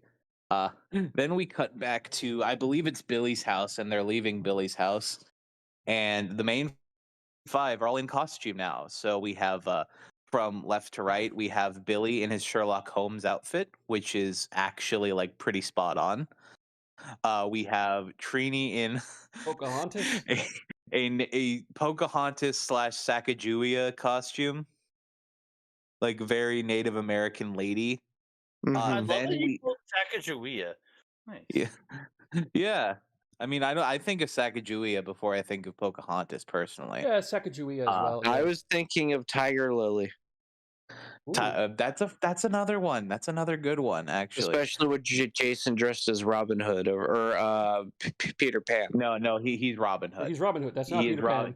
He's Robin Where's his bow and arrow? He's supposed to be Robin Hood Men in Tights. He just doesn't have a bow and arrow because that's Kimberly's thing. Yes. Speaking of Kimberly, I forget what Kimberly is dressed as. She's a princess. Maid Marian? Oh no, she's basically Maid Marian, I guess. Oh, princess, because she's a valley girl, so she's a princess. In pink dress, so it's basically Maid Marian. So Jason and Kim did a couple's costume? Probably. Yeah. I mean, this is just to set up the true OTP who did an actual couple's costume, Bulk and Skull. Yeah. I will say, this complete subject will be completely forgotten with this amazing edit of Bulk being serviced by Skull. Service by Skull. No. What? Don't no. Do you remember he's like using the shake weight belt thing, and it looks like he's... I'm not even done with the main cast costume yet. You're forgetting the black guy. Yeah, Zach is dressed as King Tut. Yeah. And he's got his whole chest out. Yes. I'm sorry. I've been thinking about that for the past 7 minutes since checking my notes, and I've just been silently laughing to myself waiting. Yeah. So now we cut to Bulk and Skull house, I guess? Because this is the first time we've ever seen Bulk and Skull in a building that isn't like publicly owned or Billy's. Right. So I assume this is Bulk and Skull's house, and or Bulk or Skull. Oh yeah, I actually had I have it noted here. Food on walls, so Bulk's room. Like, okay, fair enough. And it's like, that's actually a good note. And the walls are purple, and he's wearing a purple shirt. Yeah, also a very good note. So Bulk is getting jerked off So every in this day, scene. every day when Bulk changes his shirt, he repaints his walls. Is that what you're saying? I guess. I guess. So My God. But yeah, Bulk, it definitely, like, at the beginning of the scene, they just show Bulk from the chest up and he's vibrating and like talking about how good Skull is doing. So it definitely is just it's sus. It's sus as fuck. But then we Yeah. cut away the like stomach vibrating thing that is in like in gyms, and Skull's in the back in looking through a trunk of costumes. And then we get a few of the couple's costume The ideas where montage. first off, we have Skull as Captain Hook and Bulk as Peter Pan. And Bulk is like, I am not going anywhere in tight green tights. Oh, and this is the first time we see Bulk with his natural hair, because usually it's always covered up or in a ponytail. Long hair. Yeah, this is the first time you see him with his long hair. That is also a true point. So they forget about that. And then the second costume is, oh fuck, what was it? The donkey, the horse. Oh yeah, the pantomime horse. Yeah. And then they break it up and Bulk is like, no, no, no, no, no. I will not be the one in the back. No, no, no way. There is no way that I'm going to be the back end. I gotta say, I do love the idea of a group costume for Bulk and Skull just being two different versions of Elvis.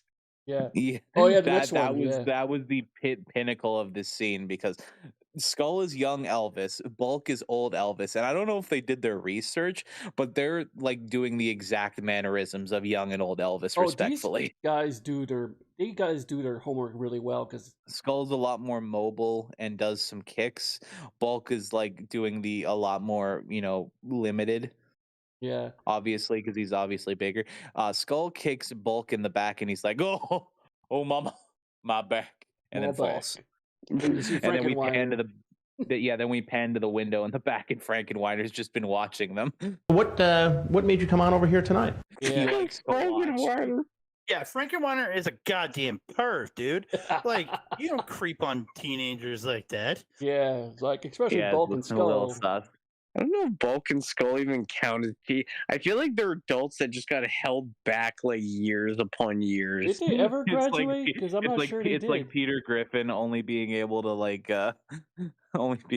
still being in the third grade in one episode of Family Guy. Yeah. Or Homer never graduating high school. Here's the thing about Bulk and Skull. Like, I don't think they ever mentioned that they ever graduated high school. I just don't know if they actually graduated.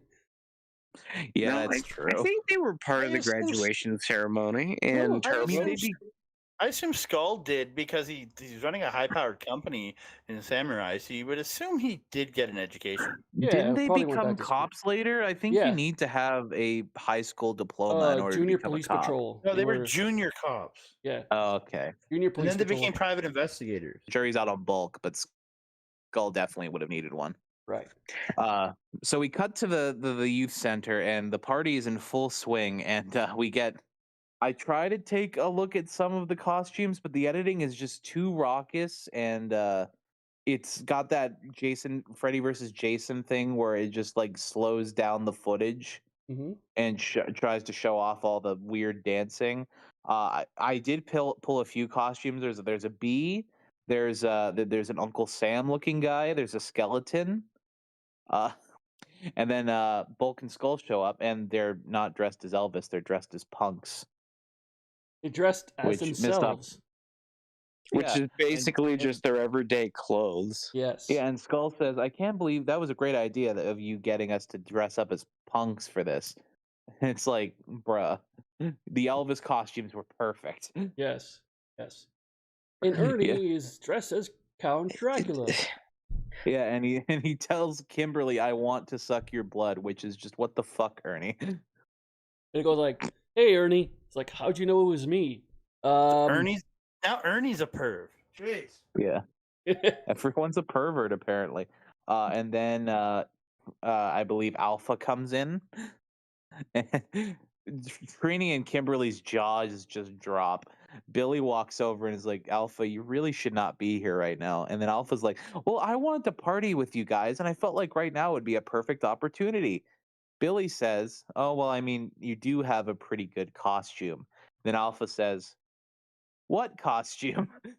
And just walked away. Yeah, god damn it, Alpha.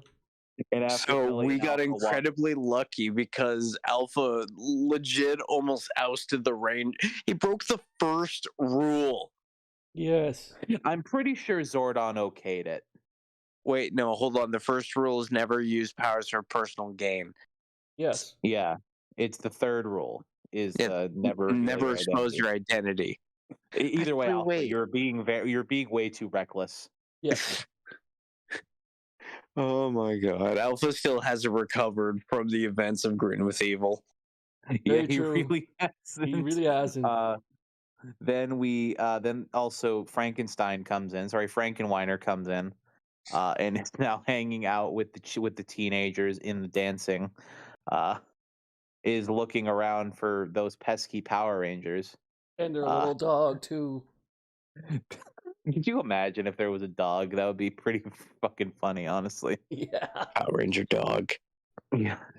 And we get some shenanigans in the party, I believe. Oh wait, no, we also get a shot in the cave. In a cave, them mining out the super putty and getting it ready for Rita. Then we cut back and Alpha is just getting feeled on by like 3 clearly adult women. Yeah, they are. It's like clearly adults. Yes. They are all Alpha already increasing his personal body count to Billy's and even further. And I believe one of the women is like, I just love the way he talks, and then Alpha's like, thank you. Yes. Yeah. And Zach's like saying, It's like, how does he get all the okay. women? Yeah, I'm just like in my notes, why can't I be like Alpha? With my 6-pack showing, and Angela's not giving me shit.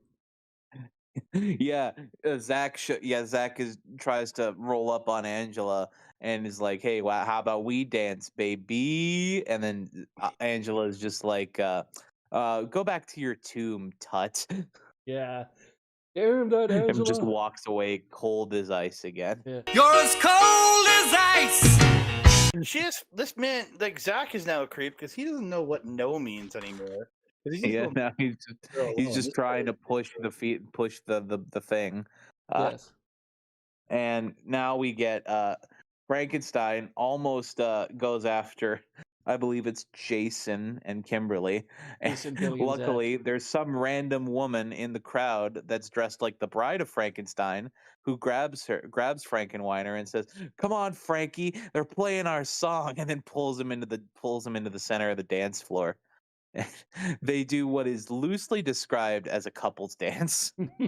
He's trying which to is kill her. mostly just him trying to reach out and attack her while she dodges. Yeah.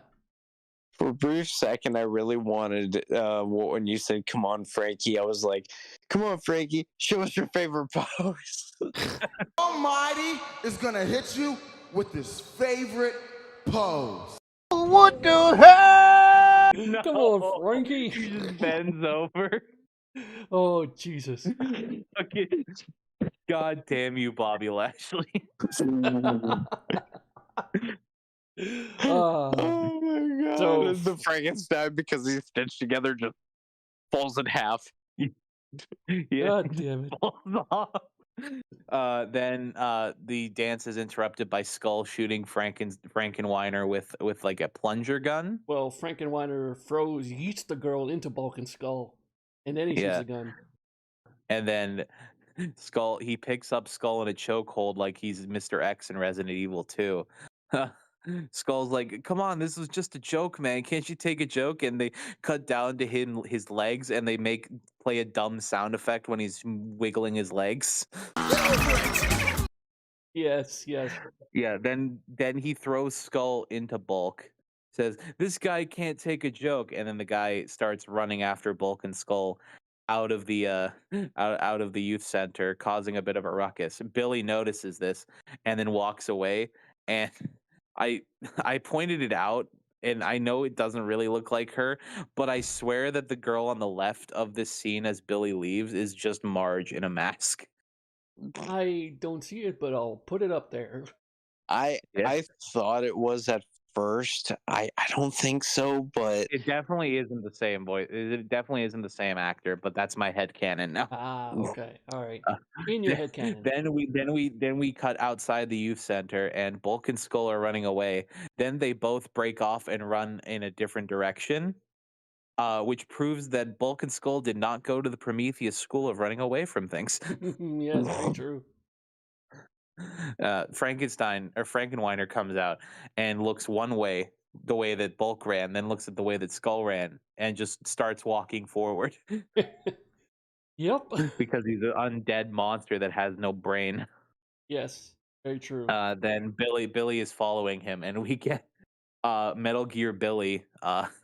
Basically, it's just that mini game from Spyro 2 where you're hiding from the big, tall himbo dick. You're just hiding behind trees while he's like leading you to his secret hideout. Right. But it's just Frankenweiner turns around and tries to see Billy. Billy's hiding behind the trees, and then he just turns around and keeps walking again. And we eventually end up at the Deaf Girl cave from episode 5. Where's the net? And where Uncle Howard was captured as well. Yeah. Well, no, he's just in hiding. He was the one that got away. Yeah. He was the one that got away. God damn it. Because he had the invisibility formula, so he could hide. The one that got away. Yeah. So they sneak into the cave, and this is also apparently the cave where the Super Putty is. They start mining the. Yeah, they start mine. They keep mining the Super Putty. Rita's there, and out of nowhere, Frankenstein's design changes because it's the change between the Power Rangers design and the Sentai design, because the Sentai design has red eyes. Mm-hmm. So as if it weren't easier to tell, it's really easy to tell when it's Sentai footage now in this episode. Yes, it is. And Billy says the best line ever when he morphs.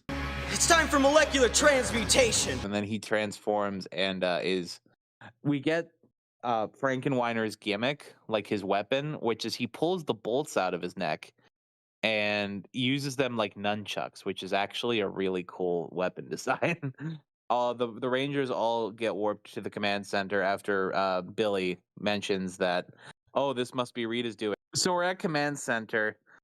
Everyone is there in their costumes, and Jason's like, hey, Zordon, dude, what's going on?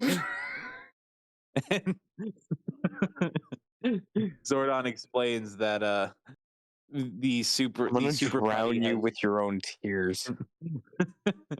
the Super Putties the Super Putty has caused an earthquake, and the Frankenweiner is wreaking havoc, and we get a shot of Alpha's spinning head that I really thought was disembodied for a second. Yeah, same. And it was just a spinning head, and his screw is so black and the background is black, so it's hard to tell. Then we get a shot of Rita in the main city with her engorged Frankenweiner. Fuck's sake. Yeah. Why did I write that? Why the fuck did I write that? I don't know. And she's floating on what can be generously described as meat wad from Aqua Teen Hunger Force. We get a bit of morphing. We get a bit of we get the Megazord sequence pretty quick because the Frankenweiner is large now. We get some fighting with his eyes are red now. I mentioned that earlier, that his eyes became red. Yeah, it's even more noticeable when he's even bigger, though. They're red in the Sentai version. So also his weapon changes because instead of it being nunchucks, it's now one bolt and also like a cannonball. So it's like a ball and chain. He wraps the ball and chain around the Zord's neck and makes the Zord fall down onto the ground. uh, kicks the Zord, and then we cut later after Tommy has been informed that they need his help, and Tommy leaves the side quest, and oh, I forget, Tommy has a little putty fight in front of the youth center, and that's there's really nothing to bring up about that. It's just pretty basic Tommy fight. Yep. A lot of ooyah, a lot of punches, a lot of kicks. It's not ooyah, it's aya. Yeah. It's yeah. Tommy, You gotta work on your pronunciation. Tommy morphs and gets into the fight. I don't think he summons the Dragon Zord quite yet. Yeah, no, he doesn't summon the Dragon Zord quite yet, because there's a bit more of the Megazord being pummeled on. He kicks the Megazord into a building, and the Zord belly flops into the building, and I put in my notes casualties 78. Dead. And then the Dragon Zord gets into the fight, and we get a double whammy of references, because one, he grabs the Dragon Zord by the tail, swings it, and we get a bit of a giant swing with Tyson Kidd moment where he knocks the swing E into he knocks the Dragon Zord, which he's swinging, into the Megazord, and it falls over. So it's a bit of Cesaro Tyson Kidd. Okay. And then he also goes full Mario from Mario 64 and swings him until he like throws him. So long, you Dragon Zord. So long, you Dragon Zord. Hello. We also get Frankenweiner hitting the two Zords with his stinky breath attack. Oh, It's just yeah. bright red breath that makes all the Rangers cough inside and like fries their circuits a bit. Then we get the finish, which is they realize they have to put the Dragon Zord in fighting mode. So we get the reverse the footage where they reverse the last little bit of the Zord transformation.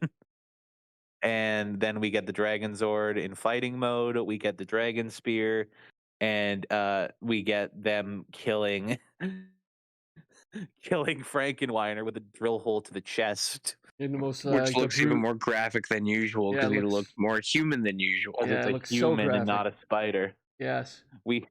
Frankenweiner dies, which is going to be very funny considering what happens in the next episode.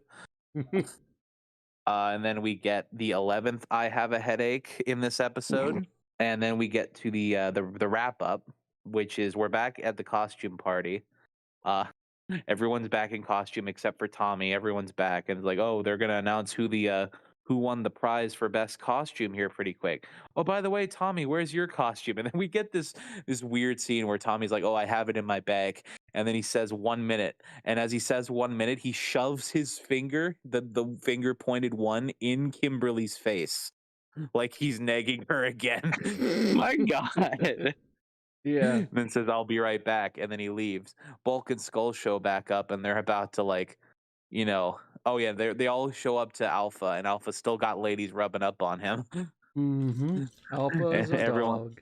Alpha is a player. Bulk and Skull show up and is like, oh, you're not anything that important or amazing, tin can. And just a bit of bullying from them. And then Frankenweiner comes back from the grave, sneaks up behind the Rangers. Bulk and Skull get scared and start backing up. And then he takes his head off, and it's Tommy. So Tommy had a Frankenweiner costume. You dick! What perfect timing, Tommy. What a dick again. Ernie then comes out and has a blue ribbon and is like, oh, we're going to award who had the best costume. And the award goes to whoever the hell you are. And puts it on Alpha. So Alpha wins. Pussy. Yeah, because he literally runs out and the women start chasing him. Yeah. And like, this is Bulk and Skull are like, I wonder who this guy is. Skull, give me a can opener.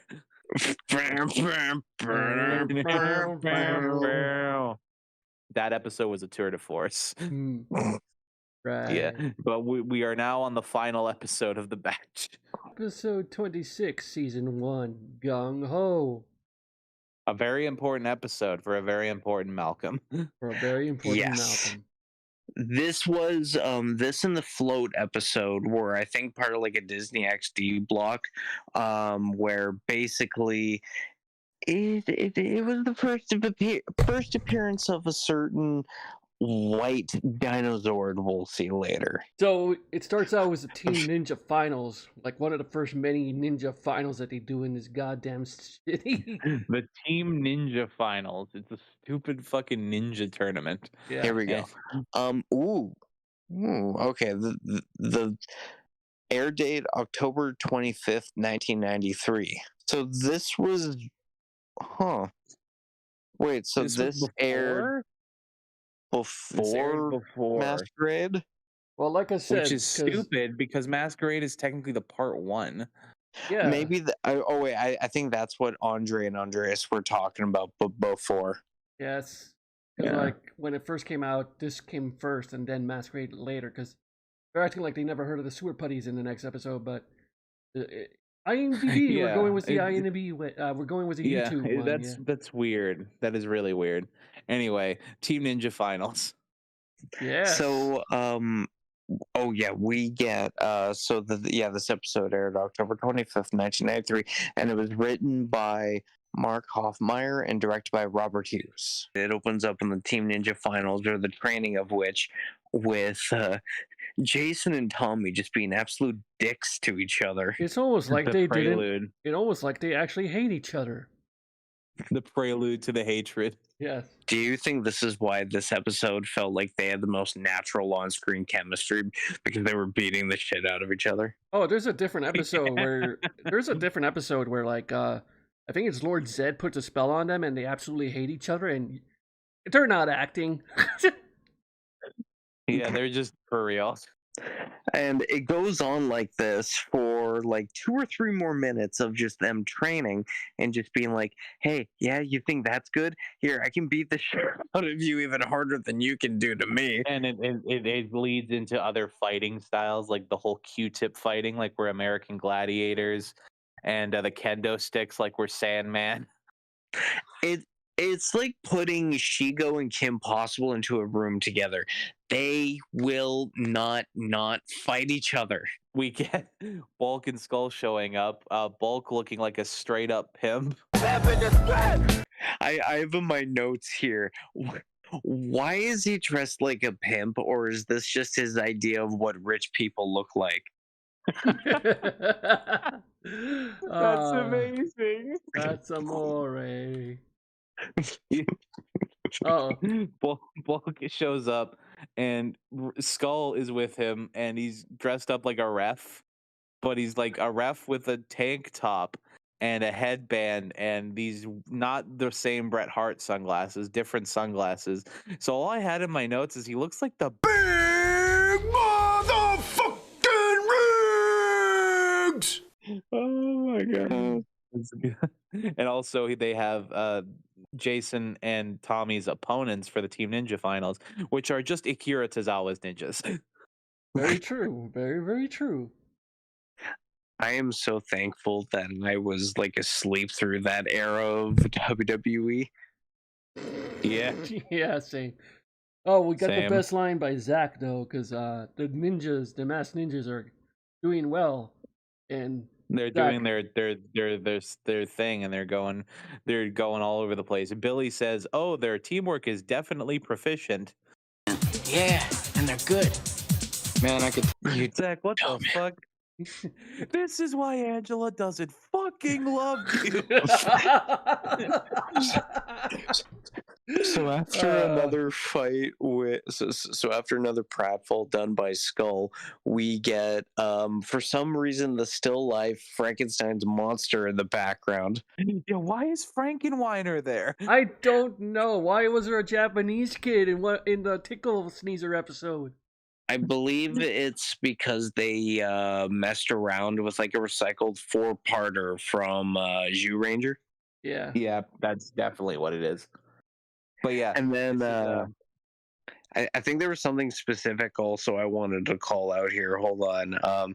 Oh yeah, the fact that it looked like once again they were taking chunks out of meat wad to make more super putties. Still It looked like making they them were super just putties. making the super putties out of shit. Yeah, they're still making them super putties. And finally, we get the debut of the super putties when they go attack Kim and Trini. And who are just putties but with big hands. big hands. Wow. Which reminds me of the John Cena SNL sketch where he was Trump, or like he's what Trump sees through his eyes, and he imagines himself as John Cena with hands the size of super putties. Yes. Like the fucking foam hands. What a letdown, Yeah, super exactly. putties. Yeah. If you think that's almost a like Hulk hands the size of Arkansas. Yeah. Yeah. Trini and Kimberly fight the super putties for a little bit, and then Trini gets hit by a tire swing, which I put in my notes as, oh, Trini's a bit tired. Get the fuck out of here. Go to the corner. Go to the skull corner. Go to the skull corner. Go to the fucking skull corner, you son of a bitch. So yeah. Fucking yeah. I think we need to create a pun jar, and every time we say a pun, we need to put $1 in it, so that way we can actually have a financial plan for our podcast. Yeah, agreed. Oh my god. That thing would get full real fast. We get Trini and Kimberly saying, "Oh, we can't finish these guys. We need the rest of our friends." And because then we of get their the playground big fight. hands. We can't do it with their big hands. Yeah, and then we get the playground fight, which is based. But it's a good kind of fight because they all show their abilities. And after the putties lose, you just hear one of them talk to themselves. They looked like big, strong hands. Get your motor running out on the highway. The Rock Fighter. Don't get me started. Hey, at least it's a good rock biter. Yeah. Great. I'm also just thankful this fight has editing that doesn't give me a migraine. Very, very true. Yeah. There's a bit where I believe it's Zach kicks Super Putty over a bar and then he slides down the slide. How many parks in California do you think they went through before they ran out of parks? They just do one park all the time. You sure? Because I'm pretty sure they had to rotate a few parks. I'm pretty sure they've went through at least a few parks. Now the Super Putties are Defeated, unbeatable, indestructible. Remember that line? Industrible my ass. Industrible. You are my density. I mean destiny. Yeah. Yeah. Hey guys, it's super easy to talk. It's no fucking rocket appliances. Yeah. So Zordon calls into the command center and sends Jason and Tommy on a side quest to learn to look for to learn the value of teamwork. Yeah, to learn the value of teamwork. And we were wondering during the episode, and I just haven't noted here, they learned the value of teamwork and look for the new weapons they needed to defeat them. And I actually looked it up here, and because we were curious about what they were called in the show, because either we misheard or because they were just straight up labeled. They never mentioned Ranger. The Thunder Slingers. They're the Thunder Slingers. Thunder Slingers. All right, good. It's a shame they didn't name it on the show, not once. Yeah, they didn't bring it up. They just the whole bit was that Jason and Tommy had to learn the real superpower of teamwork. Even though there was an episode called Teamwork. Well, Tommy wasn't there. Very true. And we get the first fight with the Super Putties, and of course it's pretty standard stuff. And then we had they get split into two if you destroy one. They just there's some claymation because you defeat one and they get split into two, and it's claymation. Yeah. Yeah, maybe that's what makes them even stronger, is the fact that they just can't go down. Yeah, eventually and they make more. It's like a Hydra. Yes. Oh god, a Hydra Putty. So Tommy and Jason are up doing their side quest, and they find a rock. It was a big rock. I think we also need to put $1 in the jar every time we make a fucking Killer Croc reference. Yes. Yeah. Yeah. So Alpha's saying, Zora, I don't think these two can get along. Zora goes oh, they will. They definitely will. You just have to wait for teamwork. Yeah. Also, I have an old Be friend. patient, you bitch. I also, in my notes here, I have for something in particular with the Super Putties. Didn't notice before that the Super Putties, well, one of them or a few of them had sword hands. Yeah, there's Oh, super putties because they have yeah. big hands or sword hands. It's like I wish that we saw that more often. Like I see the giant hands or like a boulder hand where it's like a clubbing hand, but it's Yeah. like sword hand can actually You do don't some see damage. You don't see the sword hands often, no. Mm-hmm. It's like blunt force trauma is always fun to give to people, but their stabbing is just as effective. It's very effective. And now that they're at like almost up the hill now, we get the shot of the little shrine where the thunder slingers are. Yeah, And it's just got all of the dinosaurs on there. And then it happens. We get the reveal and the debut of the Titanus. Of the first carrier Zord. No, And he's not. He's not a carrier Zord. Yeah, he is. Wait, he's a carrier Zord. He carries the rest of Oh, yeah, and my bad. Yeah, he is a carrier Zord. The first carrier Zord. Carrier Zord. There's certain Zords that kind of slump into subgenres. Like there's Titanus, Tor, who's the carrier Zord is sort of one of them, where all they basically do is their back opens up, or they have like a weapon attack, and you just slap the fucking rest of the Megazord in the middle of them. Example, Sword of Thunder Zord. Example, the Mammoth Zord from Ninja Storm. Yes. Yeah. Along with... Or even to a lesser extent, the Red Guardian from Zeo. Yeah, and the Brachiozord and Dino Thunder. That one fucks. I don't care what anyone else says. One that does one's fuck. giant. I've seen that. I've seen that toy. It fucks. Yeah, it's a huge one. Yeah. Yeah. Even though that also did absolutely nothing, just like fucking Titanus before him. Hey, to be fair, Titanus does fire off a few laser blasts at the two Rangers here. Yes.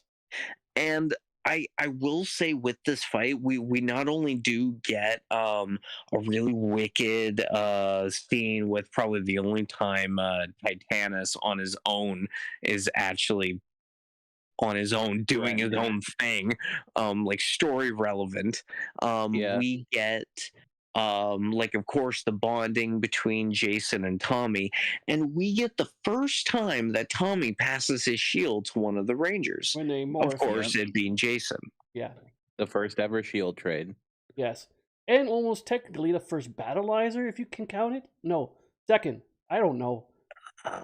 Would you really count this as a battleizer? Yeah, some people do, but I don't count it. But some people do, like Green Ranger's shield is the first battleizer, but I don't count it. I don't think it's a battleizer personally. Yeah, I'm gonna say no. A battleizer is it's sort of like an extra add-on. Like you could technically argue it, but if you're gonna make an argument like over this specific shield, then you'll have to make the same argument for the White Ranger's shield. Yeah, it's like an added armor, is what we're saying. Yeah, it's like Oh, I got it. It's like mystic armor. Mystic armor. It's like that's basically the dumb. It's dumb. Are you talking about metallic armor in season 3? Yeah, no, that's dumb. That's the technical first battleizer. That's real dumb. Yeah, Adam, when you see the metallic armor in season 3, you're gonna shit a brick on how shit it is. No, I can't wait. Yeah. What I will say looks dumb is is the Green Ranger without the shield looks so stupid and weird to me. It looks uncanny. Yeah. It looks so wrong on so many levels. I don't know if it's because of the gold bands on the side, or maybe it's because I think it makes him look just naked, like a noble ranger, gangly. Yeah, it makes him look naked. No, not naked, gangly. Like it makes him look like if Conan was a Power Ranger. Conan O'Brien? Conan was a Power Ranger. Talk about Conan O'Brien? Yeah, Conan O'Brien. He's so gangly looking. Yeah. Just But yeah, we Oh. get the shield trade, and they make it up to the shrine where they get the Thunder Slingers, and where Andy Richter retrieves them. What the fuck, dude? So Jason gets the Thunder Slingers, and the putties are still kicking the Rangers' asses. And they come and save the day, and they give him the Thunder Slingers. And I didn't get a chance to mention him before, but now that we get a chance to see him, I gotta say the design is pretty good for these bonus weapons. Yeah, too bad Yeah, we for the never see bonus him weapon. again. Yeah, it's a shame it's just a big giant Jew Ranger on them, though. Yeah. You couldn't have put like a dinosaur sticker or something on top of them, Yeah. but I guess they're using the Sentai footage, so. Very To use true. another MST3K quote, they just didn't care. Yeah. Yeah. And we also get the 12th I Have a Headache, which is shot exactly using the exact same shot as the one from the last episode. Yeah. It's I always feel the like same we're going to one. be seeing that a lot as we go on in this season. We cut back to the youth center, and we get shirtless Tommy and Jason with a shirt on because Jason doesn't like to get his tits out. Okay.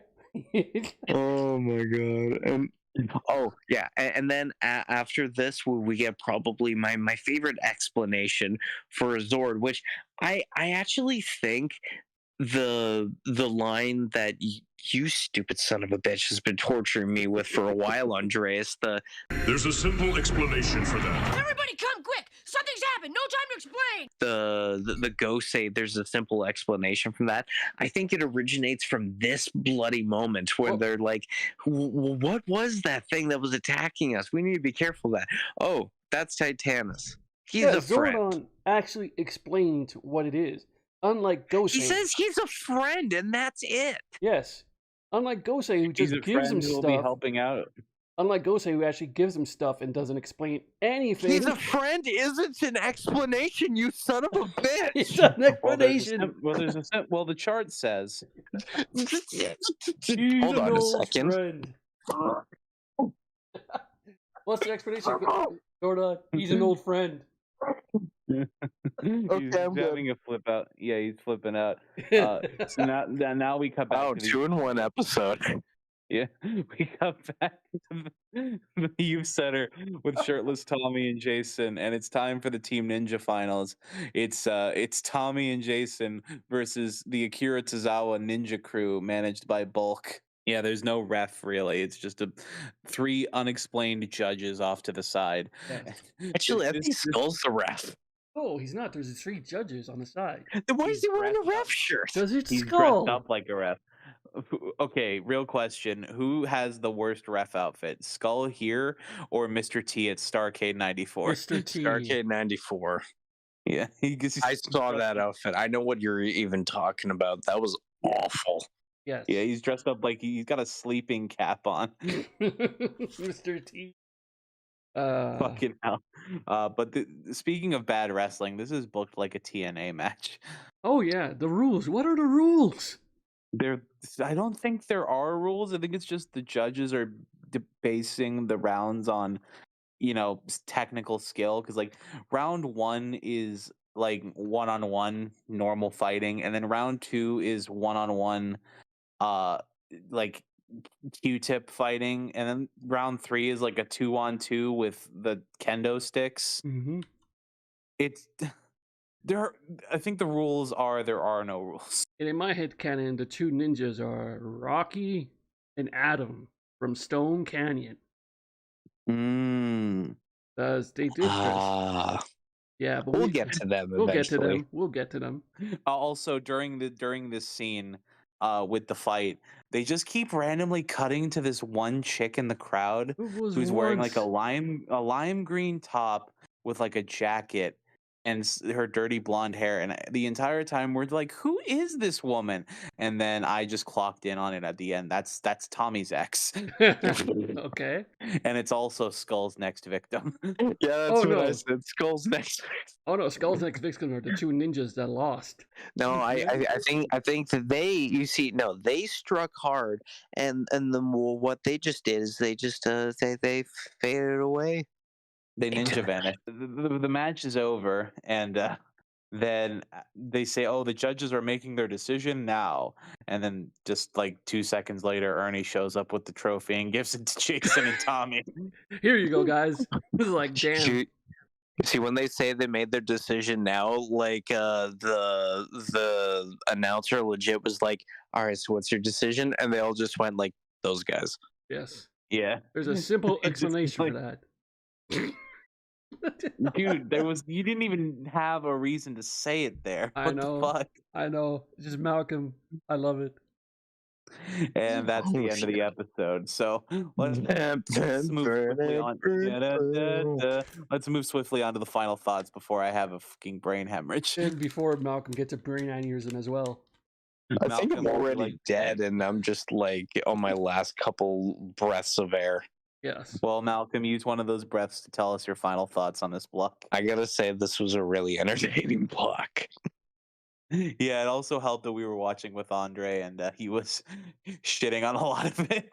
Oh, yeah. Which made it even more fun.